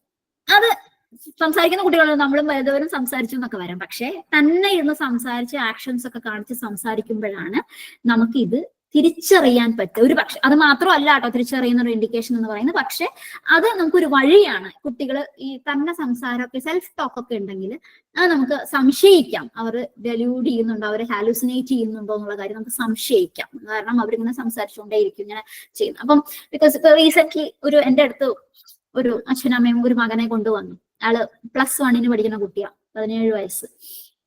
ഫിസിക്കലി വളരെ വലിയ കുട്ടിയാണ്. ഒരു നല്ല 6 അടി പൊക്കമുണ്ട്, നല്ല വെയിറ്റ് ഒക്കെ ഉള്ള ഒരു കുട്ടി. ആ കുട്ടി അനുസരിക്കുന്നില്ല എന്ന് പറഞ്ഞിട്ടാണ് അച്ഛനമ്മയെ നമ്മുടെ അടുത്ത് കൊണ്ടുവന്നത്. അതായത് കുട്ടി പറയുന്നത് എനിക്ക് ഇന്ന ഭക്ഷണം വേണമെന്ന് പറഞ്ഞ് വാശി പിടിക്കുക തുടങ്ങുന്നത് 17 വയസ്സായിട്ടാണ് കൊണ്ടുവന്നത്. അച്ഛനമ്മയെ വളരെ ലാളിച്ച് വളർത്തിയ കുട്ടിയാണ്. അപ്പൊ അച്ഛനമ്മയ്ക്ക് ഈ കുട്ടി അനുസരിക്കുന്നില്ല എന്നുള്ളത്, ഭക്ഷണം വേണമെന്ന് ഭക്ഷണം വാങ്ങിക്കൊടുക്കുക, അത്രേ ഉള്ളൂ. എന്നാൽ എന്ത് വേണമെന്ന് പറഞ്ഞാലും വാങ്ങിക്കൊടുക്കും. അപ്പം അത്രയും സ്നേഹമാണ്, അത്രയും ലാളിച്ച വളർത്തിയിരിക്കുന്നത്. അപ്പൊ പക്ഷെ കുട്ടി പിന്നെ അനുസരിക്കുന്നില്ല എന്നുള്ള വിഷമം, ഇവരെ ചീത്ത പറയുന്നവരെ വഴക്ക് പറയുന്നുള്ള കാര്യങ്ങളൊക്കെ ഉണ്ട്. അപ്പം കുട്ടിയെ നമ്മുടെ അടുത്ത് കൊണ്ടുവരുമ്പോ ഇത് അനുസരണക്കുറവാണ്. കുട്ടിയോട് നമ്മൾ സംസാരിക്കുമ്പോൾ നമുക്കൊരു സാധാരണ ഒരു സംസാരത്തിലേക്ക് വരുമ്പോ ആ കുട്ടിയുടെ പല കാര്യങ്ങളും നമുക്ക് കിട്ടുന്നില്ല. ആ ഒരു റാപ്പ് വരുന്നില്ല. അതുപോലെ തന്നെ കുട്ടി സംസാരിക്കുന്നത്, നമ്മൾ ചോദിക്കുന്ന പല കാര്യങ്ങളും ആ കുട്ടി ശരിയായിട്ടുള്ള രീതിയിലൊന്നല്ല മറുപടി പറയുന്നത് തുടങ്ങുന്ന കാര്യങ്ങൾ. അപ്പൊ ചില കാര്യങ്ങൾ നമ്മൾക്ക് ചില ടെക്നിക്സും കുറച്ച് കാര്യങ്ങളൊക്കെ എഴുതാൻ പറഞ്ഞു. അങ്ങനെ കുറെ കാര്യങ്ങളൊക്കെ ചെയ്ത് കഴിഞ്ഞപ്പോ പിന്നെ ഞാൻ അച്ഛനും അമ്മയോടും പറഞ്ഞു. ഒരു ദിവസം ഞാൻ അവരോട് ചോദിച്ചു, കുട്ടി എന്താ ചെയ്യുന്നത്, വീട്ടിൽ എന്താ ചെയ്യുന്നത്? അപ്പൊ തന്നെ ഇരുന്ന് പഠിക്കലാണ്, റൂമിലാണ്. ഞങ്ങളൊന്നും ഇടപഴകാൻ പോകാറില്ല. പക്ഷെ ചില നേരത്ത് വളരെ മോശം പെരുമാറ്റമാണ്, കുട്ടി എന്താ പറയാ തന്നിരുന്ന് ഞങ്ങൾ വെറുതെ കാര്യമില്ലാതെ ഞങ്ങളെ ഒന്ന് വഴക്ക് പറയും എന്നൊക്കെ പറഞ്ഞു. അപ്പൊ ഞാൻ അച്ഛനോട് അമ്മയോടും പറഞ്ഞു, ഒരു ദിവസം ഒന്ന് വീഡിയോ എടുക്കും, ഈ കുട്ടി ചെയ്യുന്ന രീതി നിങ്ങളൊന്ന് വീഡിയോ എടുക്കും. അപ്പൊ വീഡിയോയിൽ കൊണ്ടുവന്നപ്പോഴാണ് കുട്ടി തന്നെ ഇരുന്ന് സംസാരിച്ചുകൊണ്ടിരിക്കുക. അപ്പൊ കുട്ടി പല കാര്യങ്ങളും തിരിച്ച് സംസാരിക്കുന്നുണ്ട് പല വ്യക്തികളോടും എന്നുള്ള രീതിയിൽ. അപ്പം അച്ഛൻ കുട്ടി കാണാതെയാണ് ഫോണോടൊക്കെ മാറ്റി വെച്ച് വീഡിയോ എടുത്തത്. അപ്പൊ കുട്ടി ഇങ്ങനെ സംസാരിച്ചുകൊണ്ടേയിരിക്കുന്നു, കുട്ടി ഇങ്ങനെ ആക്ഷൻസ് ഒക്കെ കാണിക്കുന്നു, അങ്ങനെ ഓരോ കാര്യങ്ങൾ. അപ്പൊ അപ്പോഴാണ് നമുക്ക് മനസ്സിലാവുന്നത് കുട്ടി പല കാര്യങ്ങളും കേൾക്കുന്നുണ്ട്, പലരോടും സംസാരിക്കുന്ന ബിലീഫ് ഉണ്ട്, ഞാൻ സംസാരിക്കണം അല്ലെങ്കിൽ ഇന്ന കാര്യങ്ങളൊക്കെ ചെയ്തുകൊണ്ടിരിക്കുന്നുണ്ട്. അപ്പോഴാണ് നമുക്ക് സൈക്കോട്ടിക് ഡിസോർഡർ ആണെന്നും പിന്നെ അതിന് അപ്പൊ മരുന്ന് തന്നെയാണ് കുട്ടിക്ക് ട്രീറ്റ്മെന്റ്, അല്ലാതെ സൈക്കോതെറാപ്പി കൊണ്ടൊന്നും നമുക്ക് സൈക്കോട്ടിക് ഡിസോർഡർ പൂർണ്ണമായിട്ടും ഹാലുസിനേഷൻ ഒന്നും ബുദ്ധിമുട്ട് ഉള്ള കാര്യങ്ങളാണ്. മാനേജ് ചെയ്യാൻ ഒരു പരിധി വരെ മരുന്നിന്റെ ഒപ്പം തന്നെ മാനേജബിൾ കാര്യങ്ങൾ പറയാമെന്നുള്ളതല്ലാതെ മരുന്ന് തന്നെയാണ് ഫസ്റ്റ് ലൈൻ ട്രീറ്റ്മെന്റ് എന്ന് പറയുന്നത്. അപ്പം മരുന്ന് സൈക്യാട്രിസ്റ്റിന്റെ അടുത്തേക്ക് റെഫർ ചെയ്യുകയും കുട്ടി ഭേദാവുകയൊക്കെ ചെയ്തു. അപ്പൊ ഞാൻ പറയുന്നത് ഈ ഹാലുസിനേഷൻ ഡെലൂഷൻ ഒന്നും നമുക്ക് പെട്ടെന്ന് തിരിച്ചറിയില്ല കുട്ടികളിൽ. മുതിർന്നവരിൽ ഒരു പക്ഷെ അവർ ഈ സംശയമുള്ളത് അവർ പറയും. കുട്ടി എന്റെ അടുത്ത് വരുമ്പോ പറയുന്ന അച്ഛനമ്മയെ വെറുതെ തന്നെ കുറ്റം പറയാമെന്നത് മാത്രമേ പറയുള്ളൂ. പക്ഷെ മുതിർന്നവർ അങ്ങനെയല്ല, അവരിങ്ങനെയാണ്. നമുക്ക് ഒരുപക്ഷെ വളരെ വിശ്വസനീയമായിട്ടുള്ള രീതിയിലാണ് മുതിർന്നവർ ഡെലൂഷൻസ് ഒക്കെ നമ്മുടെ അടുത്ത് എക്സ്പ്രസ് ചെയ്യും. നമ്മൾ ഒരിക്കലും വിചാരിക്കില്ല അതെങ്ങനെ സത്യമല്ലാന്ന് നമുക്ക് മനസ്സിലാവില്ല. ചിലപ്പോൾ അത് നമ്മൾക്ക് എക്സ്പീരിയൻസ് ഇല്ലാതെ ചിലപ്പോൾ നമുക്ക് മനസ്സിലാവില്ല, ഇവർ പറയുന്നതൊക്കെ നമ്മൾ വിശ്വസിക്കും. പക്ഷെ ഇത് അവിശ്വസനീയമായിട്ടുള്ള രീതിയിലാണ് അവർ പറയുക. പക്ഷെ കുട്ടികൾക്ക് അങ്ങനെ പറയാനൊന്നും അറിയില്ല. കുട്ടികൾ കുറെ കാര്യങ്ങളൊക്കെ പറയും, കുറെ കാര്യങ്ങൾ പറയില്ല. അവരുടേതായ പെരുമാറ്റത്തിൽ വരുന്ന വ്യത്യാസങ്ങളുണ്ട്. അപ്പൊ അങ്ങനെ ഡെലൂഷൻസും ഹാലൂസിനേഷൻസും ഒരു തിങ്കിങ് പാറ്റേണിൽ വരുന്ന ഒരു വളരെ ഒരു ഡിസോർഗനൈസ്ഡ് ആയിട്ടുള്ള രീതി, അതായത് അവർക്ക് കാര്യങ്ങളൊന്നും ഓർഗനൈസ് ചെയ്ത് വെക്കാൻ പറ്റില്ല. ശരിക്കും പഠിക്കുകയാണെങ്കിലും കാര്യങ്ങളൊന്നും വളരെ ഓർഗനൈസ്ഡ് അല്ല, ഒട്ടും ചിട്ടയില്ലാത്ത രീതിയിലാണ് ഉണ്ടാവുക. ഒരു കോൺവെർസേഷൻ ഒന്നും മര്യാദയ്ക്ക് ഒരു കമ്മ്യൂണിക്കേഷൻ ഒന്നും അവരെ കൊണ്ട് പറ്റില്ല. പിന്നെ മൂഡ് ഡിസ്റ്റർബൻസ് സിവിയർ ആയിട്ടുണ്ടോ, പെട്ടെന്ന് ദേഷ്യം വരും, പെട്ടെന്ന് സങ്കടം വരും, ചിലപ്പോൾ പെട്ടെന്ന് വെറുതെ കരയും എന്ന് നമുക്ക് തോന്നും വെറുതെ ആണെന്ന്. പക്ഷെ അവർക്ക് അവരുടേതായ കാരണങ്ങൾ ഉണ്ടാവാം. പെട്ടെന്ന് ഈ ഷിഫ്റ്റുകൾ സിവിയർ ആയിട്ടുള്ള മൂഡ് ഡിസ്റ്റർബൻസ് ഉണ്ടാവാം, വിത്ഡ്രോവൽ ഉണ്ടാവാം, ആരോടും സംസാരിക്കാതെ ഒതുങ്ങിയിരിക്കും, കുട്ടികളുടെ ഫ്രണ്ട്സ് ഒന്നും അധികം ഉണ്ടാവില്ല, തന്നെ ഇങ്ങനെ ഒരു അവനവന്റെ ലോകത്തിലേക്ക് ഇരിക്കുക എന്നുള്ളൊരു അവസ്ഥയുണ്ടാവും. സോ വളരെ വിഡ്രോവൽ ഉണ്ടാവാം. ഇൻഅപ്രോപ്രിയേറ്റ് ആയിട്ടുള്ള ബിഹേവിയർ, ഇപ്പൊ നേരത്തെ പറഞ്ഞാൽ വെറുതെ ഒരു ആക്ഷൻ ഒക്കെ കാണിക്കുക, വെറുതെ എന്തെങ്കിലും മറുപടി ആയിട്ട് ഇങ്ങനെ കൈ കൊണ്ടും കാലുകൊണ്ടൊക്കെ കണ്ണുകൊണ്ടൊക്കെ ആക്ഷൻസ് കാണിക്കുക. പിന്നെ പാരനോയ, സംശയം, വളരെ സംശയം ഉണ്ടാവും. എല്ലാത്തിനോടും സംശയമായിരിക്കും അവർക്ക്, ഇത് അവരെങ്ങനെ ചെയ്യണം അവരിങ്ങനെ ചെയ്യണം തുടങ്ങുന്ന സംശയം ഉണ്ടാവും. പിന്നെ ഫംഗ്ഷനിങ്ങിൽ വരുന്ന വ്യത്യാസങ്ങൾ, അതായത് day to day personal hygiene ഒന്നും ഉണ്ടാവണമെന്നില്ല, കുളിക്കൊന്നുമില്ല, ചിലപ്പോൾ ചില ദിവസങ്ങൾ 3-4 ദിവസം ഒന്നും കുളിക്കില്ല, ബ്രഷ് ചെയ്യില്ല. അപ്പൊ അങ്ങനത്തെ കുറെ ഫംഗ്ഷനിങ്ങിന് വരുന്ന വ്യത്യാസങ്ങൾ, പഠിപ്പിൽ വരുന്ന വ്യത്യാസങ്ങൾ, ഇതൊക്കെയാണ് കുട്ടികളിൽ വരുന്ന സൈക്കോട്ടിക് ഡിസോർഡർ. അത് കുറച്ച് സിവിയർ ആണ്. അതൊരു പക്ഷെ ഒരു കൗൺസിലിങ്ങിലോ സൈക്കോതെറാപ്പിയിലോ ഒന്നും നമുക്ക് കൺട്രോൾ ചെയ്യാൻ പറ്റുന്ന കാര്യമല്ല. ഫാർമക്കോതെറാപ്പി, മറ്റത് ഡിപ്രഷനും ആങ്സൈറ്റിയും ബൈപ്പോളർ ഒക്കെ തന്നെയും ഫാർമക്കോതെറാപ്പി ആവശ്യമുള്ളതുണ്ട്.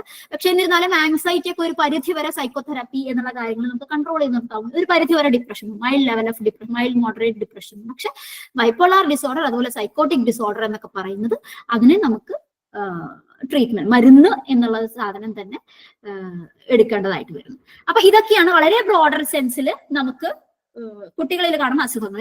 നമുക്കിതിന് ഡയഗ്നോസിസ്, നമ്മളിതിനെ ഡയഗ്നോസിസ് ഒന്നും ഡിസ്കസ് ചെയ്യുന്നില്ല കാര്യമായിട്ട്. വളരെ ബ്രീഫായിട്ട് പറയുകയാണെങ്കിൽ ക്ലിനിക്കൽ ഇന്റർവ്യൂ, അതായത് പാരന്റ്സിനോടും കുട്ടിയോടും നമ്മൾ സംസാരിക്കുക, ആ സംസാരത്തിൽ നിന്ന് പല പല രീതിയിൽ നമ്മൾ ഇന്റർവ്യൂ ചെയ്തെടുക്കുക എന്നുള്ളതാണ്. പിന്നെ ബിഹേവിയർ ഒബ്സർവേഷൻ, പല രീതിയിലും ബിഹേവിയർ ഒബ്സർവ് ചെയ്യണം. നമ്മുടെ ക്ലിനിക്കിൽ വരുമ്പോൾ മാത്രം ഒബ്സർവ് ചെയ്താൽ പോരാ, അതാണ് വീട്ടിലെ ബിഹേവിയർ എങ്ങനെയെന്ന് നമ്മൾ അറിയണം, സ്കൂളിൽ എങ്ങനെയെന്ന് അറിയണം എന്നുള്ള ഒബ്സർവേഷൻസ് നമുക്ക് ആവശ്യമാണ്. പിന്നെ ക്വസ്റ്റനേഴ്സ് ഉണ്ട്, സ്റ്റാൻഡർഡൈസ്ഡ് ആയിട്ടുള്ള ടൂൾസ് ഉണ്ട്. അച്ഛനമ്മമാരോട് ചോദിക്കുന്നു, അത് നമ്മൾ എഴുതിയെടുക്കുന്നു തുടങ്ങുന്ന കാര്യങ്ങളുണ്ട്. ക്വസ്റ്റനേഴ്സ് ഉണ്ട്, അസസ്മെന്റ് ഉണ്ട്, കുട്ടിയുടെ ഡെവലപ്മെന്റൽ സ്റ്റേജ് ഒക്കെ അസസ് ചെയ്യുക, കൃത്യമായിട്ട് ഓരോരോ വളർച്ചയുടെ ഘട്ടങ്ങൾ കുട്ടി കൃത്യമായിട്ടല്ലേ വന്നത് എന്ന് തുടങ്ങുന്ന അസസ്മെന്റ്സ് നമുക്ക് ചെയ്യാം. സ്കൂൾ റിപ്പോർട്ട്സ്, അവരുടെ പഠന റിപ്പോർട്ട്, സ്കൂളിൽ നിന്ന് ടീച്ചേഴ്സിന്റെ റിപ്പോർട്ട്, ഫാമിലി ഹിസ്റ്ററി, വീട്ടിൽ അച്ഛന്റെ വീട്ടിലോ അമ്മയുടെ വീട്ടിലോ ആർക്കെങ്കിലും ഒക്കെ ഇതുപോലെ മാനസികമായിട്ട് ബുദ്ധിമുട്ടുകൾ ഉണ്ടോ എന്നുള്ളത് നമുക്ക് അസസ് ചെയ്യാം. പിന്നെ ഒരു മൾട്ടി ഡിസിപ്ലിനറി, കുട്ടികളെ സംബന്ധിച്ച് കുട്ടികളുടെ ബുദ്ധിമുട്ട് ആദ്യം വരെ പീഡിയാട്രീഷ്യന്റെ അടുത്താണ്. സൈക്കോളജിസ്റ്റിന്റെ സൈക്കാട്രിസ്റ്റിന്റെ അടുത്ത് ആദ്യമേ വരണമെന്നില്ല, പീഡിയാട്രീഷ്യന്റെ അടുത്താണ് അവർ പോവുക. പീഡിയാട്രീഷ്യൻ പക്ഷെ എല്ലാ ടെസ്റ്റുകളും കഴിഞ്ഞിട്ട് ഒരു പ്രശ്നമില്ലാന്ന് തോന്നുമ്പോഴാണ് ചിലപ്പോൾ ചില കാര്യങ്ങൾ സൈക്കോളജിസ്റ്റിന്റെയോ സൈക്കാട്രിസ്റ്റിന്റെയോ അടുത്തേക്ക് വിടുക. അപ്പൊ ഒരു മൾട്ടി ഡിസിപ്ലിനറി ടീം തന്നെ വേണ്ടി വരും ഒരു പക്ഷെ കുട്ടിയെ കാര്യങ്ങൾ ഡയഗ്നോസ് ചെയ്യാൻ. പിന്നെ അത് കഴിയുമ്പോൾ ഈ ഡയഗ്നോസിസ് പാർട്ട് കഴിഞ്ഞു കഴിഞ്ഞാൽ പിന്നെ അടുത്ത സ്ലൈഡിലേക്ക് വന്നാൽ ചില ചലഞ്ചസ് ഉണ്ടാവാം നമുക്ക് ഡയഗ്നോസിസിൽ. കാരണം ഒരു മിസ് ഡയഗ്നോസിസ് ഒക്കെ വന്നേക്കാം. അടുത്ത സ്ലൈഡിൽ കാണാം ഒരു മിസ് ഡയഗ്നോസിസ് ചിലപ്പോൾ വരും, ചിലപ്പോൾ തെറ്റിപ്പോകും ഡയഗ്നോസിസ്, കാരണം ഡിലേ ഡയഗ്നോസിസ് ഉണ്ടാവാം, ചില സിംറ്റംസ് ഓവർലാപ്പ് ചെയ്ത് വരും. അപ്പൊ അങ്ങനെയൊക്കെ ചില ഡയഗ്നോസിസ്, അപ്പൊ അത് പ്രാക്ടീസിങ് ക്ലിനിഷ്യൻസിന് ശ്രദ്ധിക്കേണ്ട ഒരു കാര്യമാണ്. ചിലത് തെറ്റിപ്പോവാൻ ഡയഗ്നോസിസ്, ചിലപ്പോൾ കുട്ടികൾ പ്രസന്റ് ചെയ്യുന്ന രീതി അങ്ങനെ ആവണമെന്നില്ല, നമ്മൾ അതാണെന്ന് വിചാരിക്കും, പക്ഷെ കുറച്ച് കഴിയുമ്പോഴാണ് നമുക്ക് ലേറ്റർ സ്റ്റേജിലാണ് മനസ്സിലാവുക ഇതല്ല എന്നുള്ളത് ചിലപ്പോൾ. പിന്നെ ഡെവലപ്മെന്റൽ വേരിയബിലിറ്റി, കുട്ടികളിൽ വളർച്ചയുടെ ഘട്ടങ്ങൾ ഓരോരുത്തർക്കും ഓരോ രീതി ഉണ്ടാവില്ല, ഒരു സ്ഥിരമായിട്ടുള്ള ഘട്ടം ഉണ്ടെങ്കിലും ചിലവർ കുറച്ച് പതുക്കെ സംസാരിക്കുന്നവരുണ്ടാവാം, ലേറ്റ് ആയിട്ട് സംസാരിക്കുന്ന കുട്ടികൾ കേട്ടിട്ടില്ലേ, ഇതിൽ കുറച്ച് ലേറ്റ് ആയിട്ട് സംസാരിക്കുന്നവർ, കുറച്ച് ലേറ്റ് ആയിട്ട് നടത്തമൊക്കെ വരുന്നവരുണ്ടാവാം, അങ്ങനെയൊക്കെ ചില വേരിയബിലിറ്റീസ് ഉണ്ടാവാമല്ലോ. അപ്പൊ അത് ചിലവർ ചലഞ്ചായിട്ട് ചിലപ്പോൾ വന്നേക്കാം. അത് പിന്നെ അണ്ടർ റിപ്പോർട്ടിങ്, അച്ഛനന്മാര് പലതും ഒരു കുഴപ്പമില്ല എന്നേ ചിലപ്പോൾ പറയുള്ളൂ. പിന്നെ കുട്ടികളും ചിലപ്പോൾ പറയില്ല, അവരുടെ ബുദ്ധിമുട്ടെന്ന് അവർക്ക് പറയാൻ അറിയണമെന്നില്ല, അപ്പൊ അച്ഛനമ്മമാരും പറയണമെന്നില്ല. പിന്നെ ഒരു സ്റ്റിഗ്മയുണ്ട്, ഇപ്പോഴും ഒരു സൈക്കോളജിസ്റ്റിനെ കാണുക അല്ലെങ്കിൽ ഒരു സൈക്യാട്രിസ്റ്റിന്റെ അടുത്തൊക്കെ പോവുക എന്ന് പറയുന്നത് സൊസൈറ്റിയുടെ ആറ്റിറ്റ്യൂഡ് എങ്ങനെയായിരിക്കും എന്നുള്ളതൊന്നും അവർക്കറിയില്ല. അപ്പൊ അതിപ്പോഴും ഒരു സ്റ്റിഗ്മയുണ്ട്. നമ്മുടെ അടുത്ത് ക്ലിനിക്കിലൊക്കെ വരുമ്പോൾ പലരും ചോദിക്കും, അങ്ങനെ ഹോസ്പിറ്റൽ അല്ലല്ലോ, അപ്പൊ ഞാൻ പറഞ്ഞു ഇന്ന ഹോസ്പിറ്റൽ ഉണ്ട് എന്ന് പറഞ്ഞാൽ ഹോസ്പിറ്റലിൽ ഞാൻ വരുന്നില്ല, ക്ലിനിക്കിൽ വന്നോട്ടെ എന്നൊക്കെ ചോദിക്കും. അപ്പൊ ക്ലിനിക്കിൽ വരുമ്പോൾ കാരണം അവിടെ വേറെ ആരും ഉണ്ടാവില്ലല്ലോ, ഒരു ഒതുങ്ങിയ സ്ഥലമല്ലേ, വളരെ എന്താ പറയാ ഒരു ആൾക്കൂട്ടമുള്ള സ്ഥലം അല്ലല്ലോ എന്നുള്ള ചോദ്യങ്ങളൊക്കെ ഉണ്ടാവും. പിന്നെ ചില കോമോബിലിറ്റീസ് ഉണ്ടാവാം, ചില അസുഖങ്ങൾ വേറെ അസുഖങ്ങൾ ചേർന്ന് വന്നേക്കാം. അപ്പൊ രണ്ടും കൂടെ ചേർന്ന് അസുഖങ്ങൾ ക്ലബ് ആയിട്ടൊക്കെ വരുമ്പോൾ അത് ചിലപ്പോൾ ഡയഗ്നോസിസിനോ ട്രീറ്റ്മെന്റിനോ അതൊരു ചലഞ്ചായി മാറിയേക്കാം. ട്രീറ്റ്മെന്റ് റെസ്പോൺസ്, കുട്ടികളെല്ലാവരും ഒരുപോലെ റെസ്പോണ്ട് ചെയ്യണമെന്നില്ല. അപ്പം ചില അസുഖങ്ങളുള്ള കുട്ടികൾ ഇന്ന രീതിയിൽ നമ്മൾ ചികിത്സിച്ചു കഴിഞ്ഞാൽ അതേ കുട്ടി വേറൊരു അസുഖമുള്ള അതേ കുട്ടിക്ക് അല്ലെങ്കിൽ വേറൊരു അസുഖം ഉണ്ടെങ്കിൽ വേറൊരു കുട്ടിക്കാണെങ്കിൽ ഇതേ മോഡ് ഓഫ് ചികിത്സ ചിലപ്പോൾ ശരിയാവണമെന്നില്ല. പിന്നെ കെയർ, എന്താ പറയുക, അവൈലബിലിറ്റി ഓഫ് സ്റ്റൈൽ, ഈ പ്രൊഫഷണൽസിന്റെ അവൈലബിലിറ്റി കുറവോ കാര്യങ്ങളൊക്കെ ചിലപ്പോൾ ഉണ്ടായി എന്ന് വരാം. അപ്പൊ ഇത്രയും പറഞ്ഞതിൽ നിന്ന് നമ്മൾ കുറച്ചൊരു ടേക്ക് അവേ എന്നുള്ള നിലയിൽ പറയാനുള്ള കാര്യങ്ങളാണ്. അടുത്ത സ്ലൈഡിൽ ഈ ADHD എന്നൊക്കെ പറയുന്ന അസുഖങ്ങളുണ്ട്, അതൊക്കെയാണ് വളരെ കോമൺ. ADHD അല്ലെങ്കിൽ ഓട്ടിസം സ്പെക്ട്രം, പിന്നെ ഡിപ്രഷൻ, ആങ്സൈറ്റി, ഇതൊക്കെയാണ് കുട്ടികളിൽ കോമൺ ആയിട്ട് കണ്ടുവരുന്ന ഡിസോർഡേഴ്സ്. ഡിപ്രഷൻ, ആങ്സൈറ്റി പറഞ്ഞ ആദ്യം നമ്മൾ പറഞ്ഞ കുറച്ച് കാര്യങ്ങൾ, കുറച്ച് ഡിപ്രഷൻ, പിന്നെ ADHD, ADHD ഒക്കെ അടുത്ത ക്ലാസ്സുകളിൽ നിങ്ങൾക്ക് എടുക്കും, ഹാൻഡിൽ ചെയ്യുന്നതാണ്. അതൊക്കെയാണ് കുട്ടികളിൽ കണ്ടുവരുന്ന കോമൺ ഡിസോർഡേഴ്സ്. ഏർലി ഡയഗ്നോസിസ് വളരെ ഇമ്പോർട്ടന്റ് ആണ്, ടൈംലി ട്രീറ്റ്മെന്റും വളരെ ഇമ്പോർട്ടന്റ് ആണ്. പിന്നെ മെന്റൽ ഹെൽത്ത് സ്ക്രീനിങ്, അവയർനെസ്, ഇതും നമ്മൾ ശ്രദ്ധിക്കേണ്ട ഒരു കാര്യമാണ് ആ ഒരു ഡയഗ്നോസിസിന് വേണ്ടിയിട്ട്. പാരന്റ്സിന്റെ ആയാലും ടീച്ചേഴ്സിന്റെ ആണെങ്കിലും റോളും വളരെ ഇമ്പോർട്ടന്റ് ആണ് ഈ കുട്ടികളുടെ മാനസിക ആരോഗ്യത്തിൽ. അപ്പം കുട്ടികളുടെ മാനസിക ആരോഗ്യ പ്രശ്നങ്ങൾ വളരെ ബ്രോഡ് ടോപ്പിക് ആണ്. ഞാൻ മാക്സിമം ഷോർട്ടാക്കി മാക്സിമം സിംപ്ലിഫൈ ചെയ്യാൻ ശ്രമിച്ചിട്ടുണ്ട്. അപ്പം യെസ്, ഇതിൽ എന്തെങ്കിലും ക്ലാരിഫിക്കേഷൻസോ എന്തെങ്കിലും ഉണ്ടെങ്കിൽ അല്ല സജീവ് സാറിലേക്ക് ഞാൻ. Okay, thank you Suryasree. വളരെ ഡീപ്പാണ്, അതുപോലെ ബ്രോഡ് ആയിട്ടുള്ള ഒരു പ്രസന്റേഷൻ ആയിരുന്നു. എനിക്ക് തോന്നുന്നു വളരെ കൃത്യമായിട്ട് കുട്ടികളുടെ മാനസികാരോഗ്യ പ്രശ്നങ്ങൾ വളരെ കൃത്യമായിട്ട് നിങ്ങൾ ശ്രദ്ധിച്ചവർക്ക് മനസ്സിലായിട്ടുണ്ടാവും എന്നാണ് എനിക്ക് തോന്നുന്നത്. അതിലെ എല്ലാ കാര്യങ്ങളും, ആങ്സൈറ്റി ഡിസോർഡേഴ്സ് ആയാലും, അതിലെ സോഷ്യൽ ആങ്സൈറ്റി ആയാലും, ആ സ്പെസിഫിക് ആങ്സൈറ്റി ആയാലും, അതിൽ തന്നെ ഫോബിയ എന്താണ്, OCD എന്താണെന്ന് നമുക്ക് കൃത്യമായിട്ട് മനസ്സിലാക്കാൻ വേണ്ടി സാധിച്ചു. പിന്നെ മൂഡ് ഡിസോർഡേഴ്സ് നിങ്ങൾക്ക് വളരെ കൃത്യമായിട്ട്, വളരെ ഇപ്പൊ നമ്മള് കൂടുതലും ശ്രദ്ധ വരിക്കേണ്ട ഒരു കാര്യമാണ്. ഡിപ്രഷനും അതുപോലെ ബൈപ്പോളാർ ഡിസോർഡർ ഒക്കെ കൂടുതലാണ് കുട്ടികളിൽ കാണുന്നതാണ്. അതുപോലെ ബിഹേവിയർ ഡിസോർഡേഴ്സ്, കണ്ടക്ട് ഡിസോർഡേഴ്സ്, ഇതൊക്കെ വളരെ കോമൺ ആണ്. നമ്മുടെ കോവിഡാനന്തരം കോമൺ ആണെന്ന് പറയാം. നമ്മുടെ അൺലൈക്ക് പാസ്റ്റ്, നമ്മുടെ പ്രസന്റ് സിറ്റുവേഷനിൽ ഇത് വളരെ റെലവന്റ് ആണ്. അതുപോലെ തന്നെ ഈറ്റിംഗ് ഡിസോർഡേഴ്സ് നമ്മൾ വളരെയധികം ഇഗ്നോർ ചെയ്യുന്ന ഒരു ഏരിയ ആണ്. പക്ഷെ അതിന്റെ റെലവൻസ് എത്രത്തോളാണെന്ന് ഡോക്ടർ സൂര്യശ്രീ പ്രസന്റ് ചെയ്തപ്പോഴാണ് നമുക്ക് അതിന്റെ ഒരു പിക്ചർ ഈറ്റിംഗ് ഡിസോർഡേഴ്സിനെ കുറിച്ച് നമുക്ക് കിട്ടിയിട്ടുള്ളത്. അതുപോലെ തന്നെയാണ് സൈക്കോട്ടിക് ഡിസോർഡേഴ്സ്. നമുക്ക് ട്രീറ്റ്മെന്റ് ഇൻടേക്ക്, മെഡിസിൻ ഇൻടേക്ക് വളരെ അനിവാര്യമായിട്ടുള്ള ഒരു ഏരിയ ആണ് എന്നുള്ളതാണ്. പിന്നെ അതിന്റെ ഡയഗ്നോസ്റ്റിക് പാർട്ടും വളരെ കൃത്യമായിട്ട് നമുക്ക് അറിയിച്ചു തന്നിട്ടുണ്ട്. അപ്പൊ ഇതിൽ നമുക്ക് വളരെ സന്തോഷമുണ്ട്, കൃത്യമായിട്ട് നമുക്ക് ഈ ഒരു പിക്ചർ, ഈ ഒരു ഏരിയയെ കുറിച്ച് നമുക്ക് ലഭിച്ചു എന്നുള്ളത് സന്തോഷകരമാണ്. ഡോക്ടർ സൂര്യശ്രീയെ നന്ദി അറിയിക്കുന്നതോടൊപ്പം അഭിനന്ദിക്കാൻ കൂടി ഞാൻ ഈ അവസരം ഉപയോഗിക്കുകയാണ്. എനിക്ക് ക്ലാസ് അറ്റൻഡ് ചെയ്തവരോട് പറയാനുള്ളത്, ഈ കാര്യങ്ങളൊക്കെ നമ്മൾ വളരെ കൃത്യമായി ഒബ്സർവ് ചെയ്യാൻ, നമ്മുടെ കുട്ടികളിൽ ഈ പറഞ്ഞ ഏതെങ്കിലും ഒരു ഡിസോർഡർ ഉണ്ടോ എന്നുള്ളത് നമുക്ക് ഒബ്സർവ് ചെയ്യാൻ നമുക്ക് സാധിക്കും. നമുക്ക് ചെയ്യാൻ സാധിക്കുന്നത് റെഫറലാണ്. നമ്മൾ കൂടുതലും റെഫറലിലേക്കാണ് നിങ്ങൾ ശ്രദ്ധിക്കേണ്ടത്. ഇങ്ങനെ ഡിസോർഡറുള്ള കുട്ടികളുണ്ടെങ്കിൽ കൗൺസിലേഴ്സിനെയോ സൈക്കോളജിസ്റ്റിനെയോ റെഫർ ചെയ്യാൻ നമുക്ക് സാധിക്കും. അതൊരു വലിയ സോഷ്യൽ സർവീസ് ആണ്. നമുക്ക് ഇന്റർവെൻഷൻ പാർട്ടിൽ നമ്മൾ ഇടപെടുന്നതിലും നല്ലത് കൂടുതലും റെഫർ ചെയ്യുന്നതായിരിക്കും നല്ലത് എന്നുള്ളതാണ് എനിക്കൊരു സജഷൻ നിങ്ങളോട് മുന്നിൽ വെക്കാനുള്ളത്. ഇനി നിങ്ങളുടെ അവസരമാണ്. നമുക്കൊരു 5-10 minutes നിങ്ങളുടെ ഡൗട്ട്സ് ക്ലിയർ ചെയ്യാനുള്ള അവസരമാണ്. B free and Frank, open. You can ask any questions. നമ്മുടെ സൂര്യശ്രീ അതില് കൃത്യമായിട്ട് നമുക്ക് ഉത്തരം തരാൻ സാധിക്കുമെന്നാണ് ഞാൻ വിശ്വസിക്കുന്നത്. So it is open forum, you can ask questions. Hi ma'am, എന്റെ പേര് ഷഹനാസ് ആണ്. ആക്ച്വലി ഇവിടെ ഒരു റേഞ്ച് ഇഷ്യൂ ഉള്ളതുകൊണ്ട് ഞാൻ വീഡിയോ ഓണാക്കാത്തെ. സോ എന്റെ ക്വസ്റ്റ്യൻ ഇതാണ്, സോഷ്യൽ ആൻസൈറ്റിയും ഷൈനെസ്സും തമ്മിൽ നമുക്ക് എങ്ങനെ ഡിഫറൻഷിയേറ്റ് ചെയ്യാൻ പറ്റും? ഇപ്പൊ ഫോർ എക്സാമ്പിൾ, ഇപ്പൊ ഒരു സ്റ്റേജിൽ കയറി ഒരു ഡാൻസ് കളിക്കുന്ന ചില കുട്ടികൾ പറയും എനിക്ക് നാണമാണ്, ഞാൻ ഭയങ്കര ഷൈ ആണ്, അതുകൊണ്ട് യൂഷ്വലി അങ്ങനെ ചെയ്യാറില്ല. അതും നമ്മുടെ സോഷ്യൽ ആൻസൈറ്റി കാരണം അങ്ങനെ സ്റ്റേജിൽ കയറാത്ത അങ്ങനെയുള്ള കുട്ടികൾ നമുക്ക് എങ്ങനെ തിരിച്ചറിയാനായിട്ട് സാധിക്കും? വളരെ ഒരു റെലവൻറ്റ് അല്ലെങ്കിൽ വളരെ ഒരു നമുക്കൊരു ക്യാച്ചി ആയിട്ടുള്ള ഒരു ക്വസ്റ്റ്യനും കൂടെയാണ്. കാരണം സോഷ്യൽ ആങ്സൈറ്റിയും ഷൈനസ് എന്ന് പറയുന്നത് കുട്ടികളുടെ ഒരു പ്രകൃതമാണ്. വേറാസ് ആങ്സൈറ്റി എന്ന് പറയുന്ന ഒരു അസുഖമാണ്. ഷൈനസ് ഒരു ട്രെയിറ്റ് ആയിട്ട്, ഒരു ക്യാരക്ടറിസ്റ്റിക് ആയിട്ട് പലപ്പോഴും വരാം കുട്ടികളിൽ. കുറച്ച് നമ്മൾ മുതിർന്നവര് നമ്മൾ കുറച്ച് ഷൈ ആണ് പല കാര്യങ്ങളും, എന്നാൽ ആവശ്യം വരുമ്പോൾ നമ്മളത് ചെയ്യും എന്നുള്ള കാര്യങ്ങളുണ്ടാവും അല്ലെ. നമുക്കിപ്പോഴും ഒരു പ്രകൃതം, കുട്ടികളുടെ ഷൈനസ് എന്ന് പറയുമ്പോൾ ഒരു പ്രകൃതമാണ്. അവർക്ക് കുറച്ച് മടിയുണ്ട്, എനിക്ക് ചെയ്യാൻ നാണമാണ് തുടങ്ങുന്ന കാര്യങ്ങൾ. പക്ഷെ എന്നാൽ ക്ലാസ്സിലൊരു ഒരു നിർബന്ധമായിട്ടൊരു സെമിനാർ എടുക്കണം, അതല്ല ഇന്നൊരു സ്പീച്ച് നമുക്ക് ചെയ്യണം എന്ന് പറയുമ്പോൾ അതിനോട് ഒട്ടും അവോയ്ഡൻസ് അവർ കാണിക്കുക എന്നുള്ളത് വളരെ ചുരുക്കമായിരിക്കും. ഷൈ ആകുന്ന കുട്ടികൾ എനിക്ക് മടിയുണ്ട്, എനിക്ക് പേടിയാ, അല്ലെങ്കിൽ എനിക്ക് മടിയാ, വേറെ ആളുണ്ടോ എന്നൊക്കെ ചോദിച്ചൊരു ഒഴിവുകഴിവൊക്കെ പറയാൻ ശ്രമിക്കും. പക്ഷെ അതല്ല, അത് ചെയ്തേ തീരൂ എന്നുള്ളൊരു ഘട്ടം വരുന്ന സമയത്ത് അവർ ചെയ്യും. മറിച്ച് സോഷ്യൽ ആൻസൈറ്റി ഡിസോർഡർ എന്ന് പറയുന്നത് അതൊരു ഡിസോർഡർ, അസുഖമാണ്, മാനസിക ബുദ്ധിമുട്ടാണ്. അതുകൊണ്ട് അവർ എക്സസീവ് ആയിട്ട് അവർക്ക് അതിന്റെ സിംറ്റംസും എക്സസീവായിട്ട് അതിനെക്കുറിച്ച് വറി ചെയ്യും, അതിന്റെ സിംറ്റംസ് അവർക്ക് ഉണ്ടാകും, സിംറ്റംസ് അവരുണ്ടാവും. ഷൈനസിലെ സിംറ്റംസ് ഒന്നും അവർക്ക് ഉണ്ടാവില്ല, അവർക്ക് ആ ബുദ്ധിമുട്ടുകളൊന്നും അനുഭവിക്കില്ല.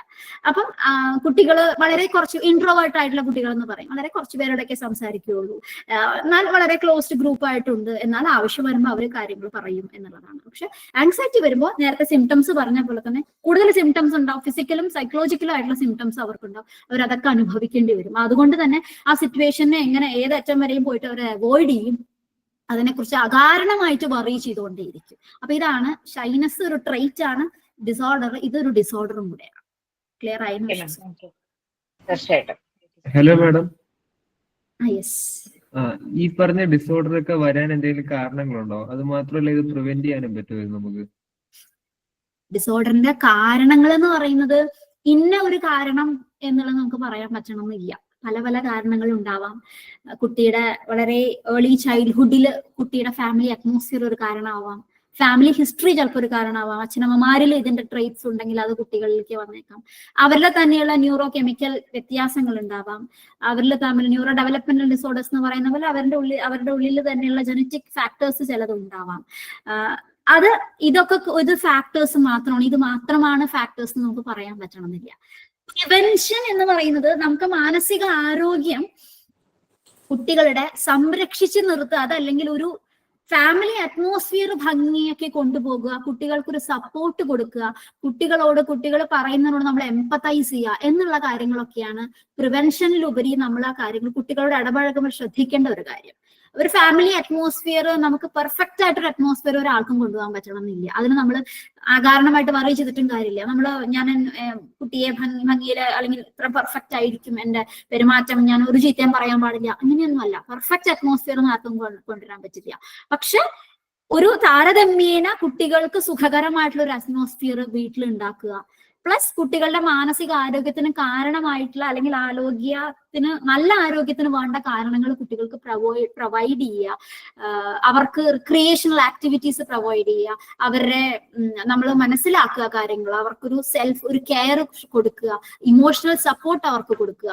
അതുപോലെ തന്നെ അവർക്ക് കളിയൊക്കെ വളരെ ഇമ്പോർട്ടന്റ് ആയിട്ടുള്ള കളിക്കുക, ഈ ഗാഡ്ജറ്റ്സിൽ നിന്ന് അവരൊക്കെ മാറ്റി നിർത്തുക. അങ്ങനെ തുടങ്ങുന്ന ചില കാര്യങ്ങൾ മാത്രം ശ്രദ്ധിക്കുക എന്നുള്ളതേ നമുക്ക് ചെയ്യാൻ പറ്റുള്ളൂ. പിന്നെ ഈ പറഞ്ഞ പോലെ അസുഖം വരുന്നതിന് കാരണം എന്ന് പറയുന്നത് ഒരു കാരണമായിട്ട് ചിലപ്പോൾ നമുക്ക് ഒരു പോയിന്റ് ഔട്ട് ചെയ്യാൻ പറ്റണമെന്നും ഇല്ല. കുട്ടികളിൽ ഈ പാനിക് അറ്റാക്സ് ഉണ്ടല്ലോ, കേട്ടില്ല, എനിക്ക് മനസ്സിലായില്ല. പാനിക് അറ്റാക്ക് വരുന്നുണ്ടല്ലോ കുട്ടികളിൽ, അത് ആയിരിക്കുമല്ലോ, അത് ആൻസൈറ്റി കൂടുമ്പോഴാണല്ലോ ഈ പാനിക് അറ്റാക്ക് വരുന്നത്, അതൊരു റീസൺ ആണല്ലോ. അപ്പോ അതിന് നമ്മൾ എന്താണ് ചെയ്യുക? എനിക്കൊരു പേഷ്യന്റ് ഉണ്ട് ഇപ്പൊ പാനിക് അറ്റാക്ക്, ആൾക്ക് ആൻസൈറ്റി ഡിസോർഡർ ആണ്. ആ കുട്ടിക്ക് ഒരു 9th പഠിക്കുന്ന കുട്ടിയാണ്. ആൾക്ക് പാനിക് അറ്റാക്ക് ആണ് വരിക. അതിപ്പോ 2-3 പ്രാവശ്യമായി വരുന്നു. പാനിക് അറ്റാക്കിന് നമുക്ക് കോഗ്നിറ്റീവ് ബിഹേവിയർ തെറാപ്പിയുടെ സ്ട്രാറ്റജീസ് ഇൻക്ലൂഡ് ചെയ്തുകൊണ്ടാണ് തെറപ്പി. അത് ഓരോ കുട്ടിക്കും ഓരോ തരമാണ്. ഒരു പാനിക് അറ്റാക്ക് ഉള്ള ഒരു കുട്ടിയെ സംബന്ധിച്ച് അതേ ലൈൻ ഓഫ് ട്രീറ്റ്മെന്റ് ചിലപ്പോൾ വേറൊരു കുട്ടിക്ക് നമുക്ക് കൊടുക്കാൻ പറ്റണമെന്നില്ല. വളരെ ബേസിക് ആയിട്ടുള്ള തെറപ്പി എന്ന് പറയുന്നത് കോഗ്നിറ്റീവ് ബിഹേവിയർ തെറപ്പിയാണ്. കോഗ്നിറ്റീവ് എലമെന്റ്സും ബിഹേവിയർ എലമെന്റ്സും നമ്മൾ കൊടുക്കണം എന്നുള്ളതാണ്. റിലാക്സേഷനിൽ തുടങ്ങി പല കാര്യങ്ങളും ഉണ്ട് ബിഹേവിയർ ആസ്പെക്ടിൽ. കോഗ്നിറ്റീവ് ആസ്പെക്ട് എന്ന് പറയുമ്പോൾ അവരുടെ ചിന്തകളെ റീസ്ട്രക്ചർ ചെയ്യുക തുടങ്ങുന്ന കാര്യങ്ങളൊക്കെ കോഗ്നിറ്റീവ് ആസ്പെക്റ്റിൽ വരും.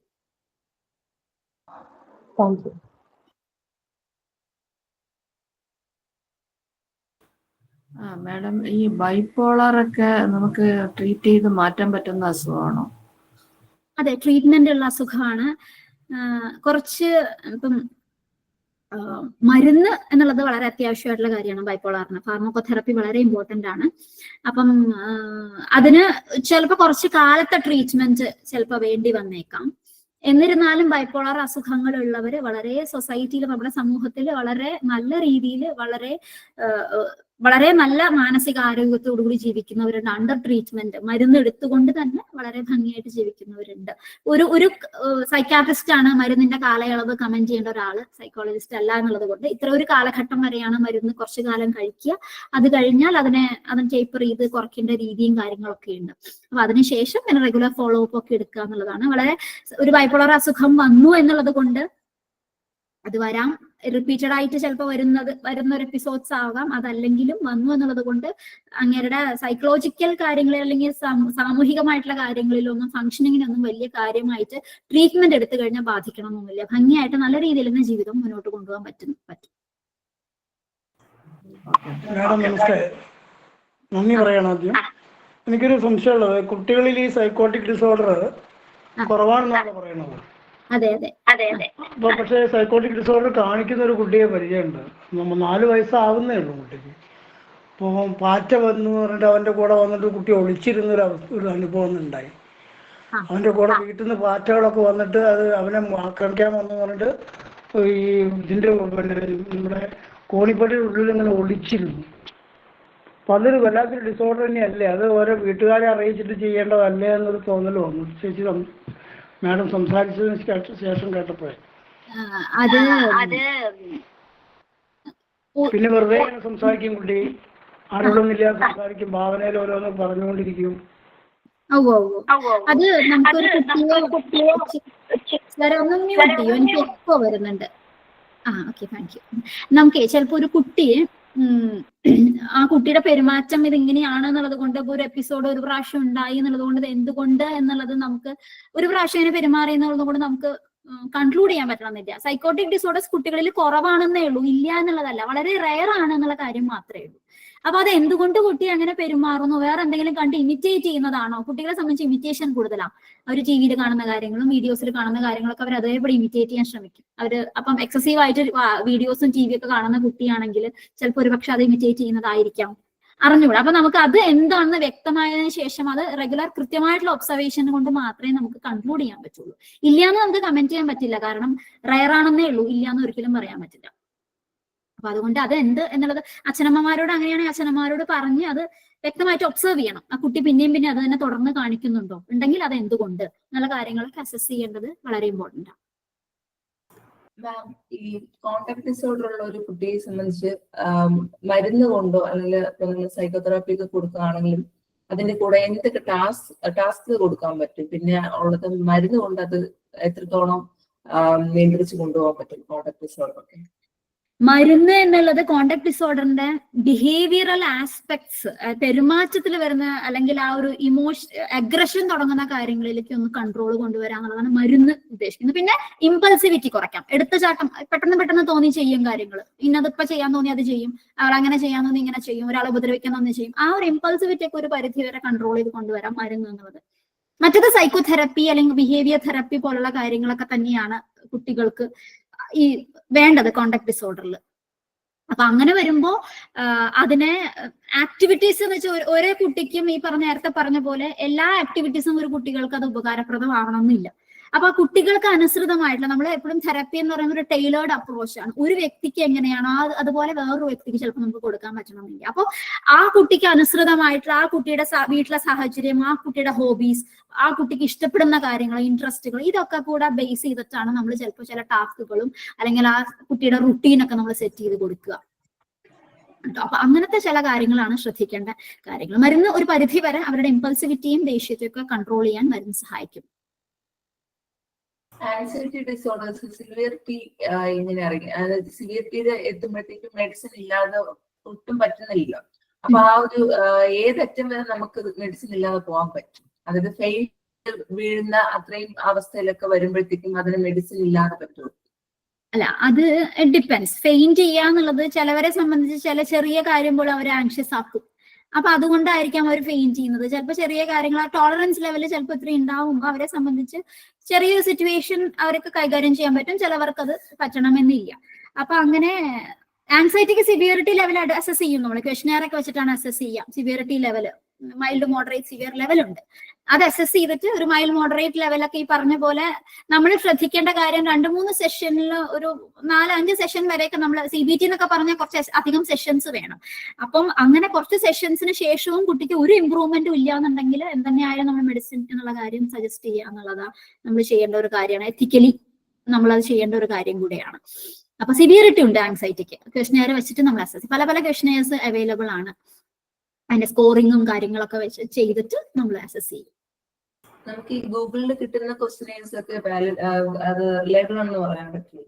എല്ലാം സ്റ്റാൻഡർഡൈസ്ഡ് ആവണമെന്നില്ല. എല്ലാം വാലിഡിറ്റിയോ റിലയബിലിറ്റിയോ ഉള്ളതോ അല്ലെങ്കിൽ സ്റ്റാൻഡർഡൈസ്ഡ് ആവണമെന്നില്ല. പിന്നെ ക്വസ്റ്റനെയർസ് അഡ്മിനിസ്റ്റർ ചെയ്യാൻ അതൊരു ട്രെയിൻഡ് പ്രൊഫഷണലെ ആണ് വളരെ ഒരു പെരിഫറൽ ലെവൽ അല്ലെങ്കിൽ ക്വസ്റ്റനേഴ്സ്, ഒരു ഡയഗ്നോസ്റ്റിക് ക്വസ്റ്റനേഴ്സ് ഒക്കെ ഉണ്ട്. അതൊക്കെ ട്രെയിൻഡ് ആയിട്ടുള്ള ആൾക്കാരെ അഡ്മിനിസ്റ്റർ ചെയ്യാൻ പാടുള്ളൂ, സ്കോർ ചെയ്യാൻ പാടുള്ളൂ എന്നുള്ളതുണ്ട്. കാരണം ക്വസ്റ്റനെയറിൽ പലതും ഒരാൾ പറയുന്നതും പ്ലസ് നമ്മുടെ ഒബ്സർവേഷനും കൂടെ അതിൽ ഇൻക്ലൂഡഡ് ആവും ചിലപ്പോൾ. അപ്പൊ അതുകൊണ്ട് തന്നെ എല്ലാ ക്വസ്റ്റനേഴ്സും സ്റ്റാൻഡർഡൈസ്ഡ് അല്ല കേട്ടോ ഗൂഗിളിൽ കിട്ടുന്നതൊക്കെ. അത് നമ്മൾ ശ്രദ്ധിക്കണം എന്നുള്ള കാര്യമുണ്ട്. സജസ്റ്റ് ചെയ്യാമോ ഏതെങ്കിലും ഒരു ആൻസൈറ്റി സിവിയറിറ്റി അളക്കുന്ന ടെസ്റ്റ് ചെയ്തെങ്കിലും? ആങ്സൈറ്റിക്ക് ധാരാളം Hamilton scale, hospital anxiety scale എന്ന് പറഞ്ഞ ധാരാളം സ്കെയിൽസ് ഉണ്ട് ആങ്സൈറ്റിക്ക്. മാം, ഞാൻ കുറച്ച് ലേറ്റ് ആയിട്ടാണ് വന്നത്, അപ്പൊ ഈ ചോദ്യം തെറ്റാണെന്ന് അറിയില്ല. എന്റെ ചോദ്യം ഇത്രയേ ഉള്ളൂ. ഈ ഓട്ടിസം എന്ന് പറയുന്നത് നമ്മുടെ ഈ സൈക്കോളജി ആയിട്ട് കണക്ട് ചെയ്ത് എന്തെങ്കിലും ഉണ്ടോ? വേറൊരു സംശയം എന്ന് പറഞ്ഞു കഴിഞ്ഞാല്, നമ്മൾ ഈ സ്കൂളുകളിൽ വരുന്ന കുറെ കുട്ടികളുണ്ട്. അപ്പൊ നമുക്ക് അവർക്ക് ഓട്ടിസം ആണോ എന്നൊരു ഡൗട്ട് തോന്നിയിട്ടുണ്ട്. അതുപോലെ തന്നെ ഇതുപോലെ സൈക്കോളജി ഇഷ്യൂ ആണോ എന്നൊരു ഡൗട്ട് തോന്നിയിട്ടുണ്ട്. ഇത് നമുക്ക് കൺഫേം ചെയ്യാൻ പറ്റില്ല. പാരന്റ്സിനോട് പറയുമ്പോൾ അവർ അംഗീകരിക്കുന്നുമില്ല. അങ്ങനെയൊക്കെയുള്ള കുറച്ച് വിഷയങ്ങളുണ്ട്. അപ്പൊ അത് നമ്മുടെ ഇതുമായിട്ട് കണക്റ്റഡ് ആണോ എന്നുള്ളതാണ്. ഓട്ടിസം ആക്ച്വലി ഇന്ന് ഞാൻ ഓട്ടിസം മെൻഷൻ ചെയ്തിട്ടില്ല, എടുക്കുന്നില്ല. സൈക്യാട്രിക് ഡിസോർഡേഴ്സ് മാത്രം. ഓട്ടിസം ന്യൂറോ ഡെവലപ്മെന്റിൽ വരുന്നതായത് കൊണ്ട് തന്നെ വേറെ ദിവസം നിങ്ങൾക്ക് അതിന്റെ ഒരു സെഷൻ ഉണ്ട് കേട്ടോ. അപ്പം ഞാൻ ഓട്ടിസത്തിനെ കുറിച്ച് അല്ല, ഞാൻ എന്റെ ഡൗട്ട് ഇത്രയേ ഉള്ളൂ. ഇപ്പോ ഈ ഓട്ടിസവും ഇതുപോലെ തന്നെ സൈക്കോളജി ആയിട്ടുള്ളത് നമുക്ക് ഈ തിരിച്ചറിയാനെന്ന് പറയുന്നത് ആ ക്ലാസ്സും കൂടെ ഇരുന്നാലേ നമുക്ക് തിരിച്ചറിയാൻ പറ്റുള്ളൂ എന്നുള്ളതാണോ മാം പറയുന്നത്? അല്ല, ഓട്ടിസം എന്ന് പറയുന്നത് ക്ലാസ് മുറിയിൽ എന്നുള്ളത് മാത്രമല്ല, അവർക്ക് സോഷ്യൽ ഇന്ററാക്ഷനിൽ വരുന്ന ബുദ്ധിമുട്ട്, അവരുടെ കമ്മ്യൂണിക്കേഷനിൽ വരുന്ന ബുദ്ധിമുട്ട്, അവരുടെ ബിഹേവിയറിൽ വരുന്ന ബുദ്ധിമുട്ട്, ഈ 3 ഏരിയാസിലാണ് നമുക്ക് വലിയ ബുദ്ധിമുട്ട് അനുഭവപ്പെടുക ഓട്ടിസത്തില്. അപ്പൊ അതുകൊണ്ട് തന്നെ ആ ഏരിയ നമ്മൾ ക്ലാസ്സിൽ മാത്രമല്ല ഒരുപക്ഷെ ഒബ്സർവ് ചെയ്യേണ്ടി വരിക, പല ഏരിയാസിലും നമ്മൾ അതിനെ അവരെ ഒബ്സർവ് ചെയ്യേണ്ടി വരും. Thank you ma'am.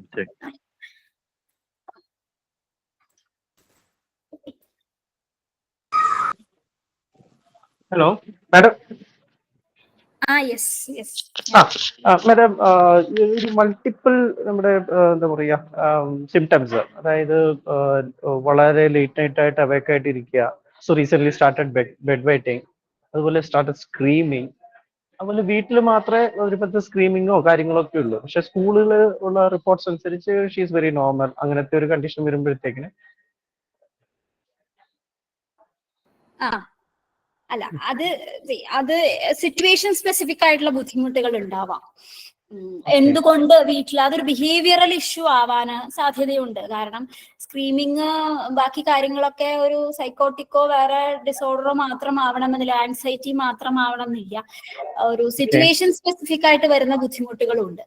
അപ്പൊ അത് എന്തുകൊണ്ട് കുട്ടി പെരുമാറുന്ന സാഹചര്യം, അത് എങ്ങനെയാണ്, വീട്ടിലെ എന്ത് സാഹചര്യത്തിലാണ്, അത് ഒരു പാരന്റിങ്ങിൽ വരുന്ന, ഒരു പാരന്റിങ് വലിയൊരു ഇമ്പോർട്ടന്റ് ഫാക്ടറാണ്. പാരന്റൽ മാനേജ്മെന്റ് ടെക്നിക്സ് തന്നെയുണ്ട്. നമ്മൾ പാരന്റ്സിന് വരുമ്പോൾ അവർക്ക് തന്നെ സെഷൻസ്, പാരലായിട്ട് സെഷൻസ് നമ്മൾ എടുക്കും. കാരണം അവരും അറിയുന്ന കുട്ടികളോട് എങ്ങനെ പെരുമാറണം എന്നുള്ളത് അവരും ശ്രദ്ധിക്കേണ്ട ഒരു കാര്യമാണല്ലോ. അതുകൊണ്ട് അതും വളരെ ഇമ്പോർട്ടന്റ് ആണ്. അപ്പൊ നമ്മള് ഒരു കുട്ടി ബിഹേവിയറൽ പാറ്റേൺസ് എവിടെയാണ് ചേഞ്ച് കാണിക്കുക അവിടെ ആയിരിക്കും പ്രശ്നമെന്നാണ് അല്ലെ? അപ്പൊ സ്കൂളിലായിരിക്കില്ല, വീട്ടിലായിരിക്കും. ആ കുട്ടി ആ ബിഹേവിയർ കാണിക്കുമ്പോ, സോറി ഞാൻ വീഡിയോ ഓൺ ചെയ്യാത്തത്, ഞാൻ ലാപ്ടോപ്പ് ഒന്ന് ചാർജ് ചെയ്യാൻ വെച്ചു, അതുകൊണ്ടാണ് കേട്ടോ. ആ കുട്ടി ആ ബിഹേവിയർ കാണിക്കുമ്പോ എന്തുകൊണ്ട് ആ ബിഹേവിയറിനെ കുട്ടി അങ്ങനെ എടുക്കുന്നു എന്നുള്ളത്, പാരന്റ്സ് പെരുമാറുന്ന രീതി പൂർണ്ണമായിട്ട് മോശമാവണമെന്നില്ല, പക്ഷെ ആ കുട്ടി ആ ബിഹേവിയറിനെ, അവരുടെ പെരുമാറ്റത്തെ പെർസീവ് ചെയ്യുന്ന രീതിയിൽ വ്യത്യാസങ്ങൾ ഉണ്ടാവാം. ആ കുട്ടി അത് ശീലിച്ചു പോന്നിട്ടുണ്ടാവാം പല കാര്യങ്ങളും. അപ്പൊ അതും നമ്മൾ എന്തുകൊണ്ട് അങ്ങനെ പെരുമാറുന്നു, സ്കൂളിൽ മാത്രമല്ല, സ്കൂളിൽ വേറെ പ്രശ്നങ്ങൾ ഉണ്ടാവില്ല, പക്ഷെ വീട്ടില് ചില പെരുമാറ്റങ്ങൾ, ചില റെസ്ട്രിക്ഷൻസ് ചിലപ്പോൾ അവർക്ക് താല്പര്യപ്പെട്ടു എന്ന് വരില്ല.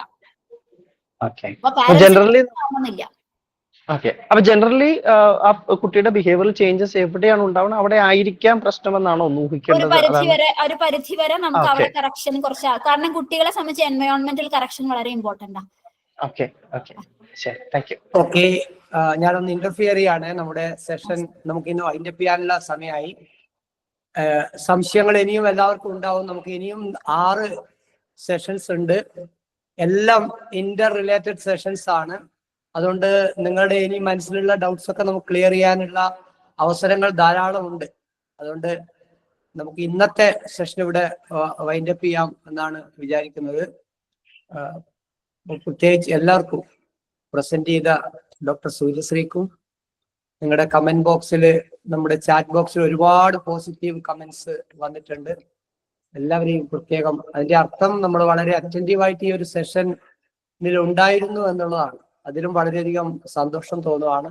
ഇനിയുള്ള എല്ലാ സെഷൻസും ഇതുപോലെ വളരെ ആക്റ്റീവായി നിങ്ങൾ ഇൻവോൾവ് ചെയ്യണം, പാർട്ടിസിപ്പേറ്റ് ചെയ്യണം എന്നുകൂടി അറിയിച്ചുകൊണ്ട് നമുക്ക് ഇന്നത്തെ ഈ സെഷൻ വൈൻഡപ്പ് ചെയ്യാം.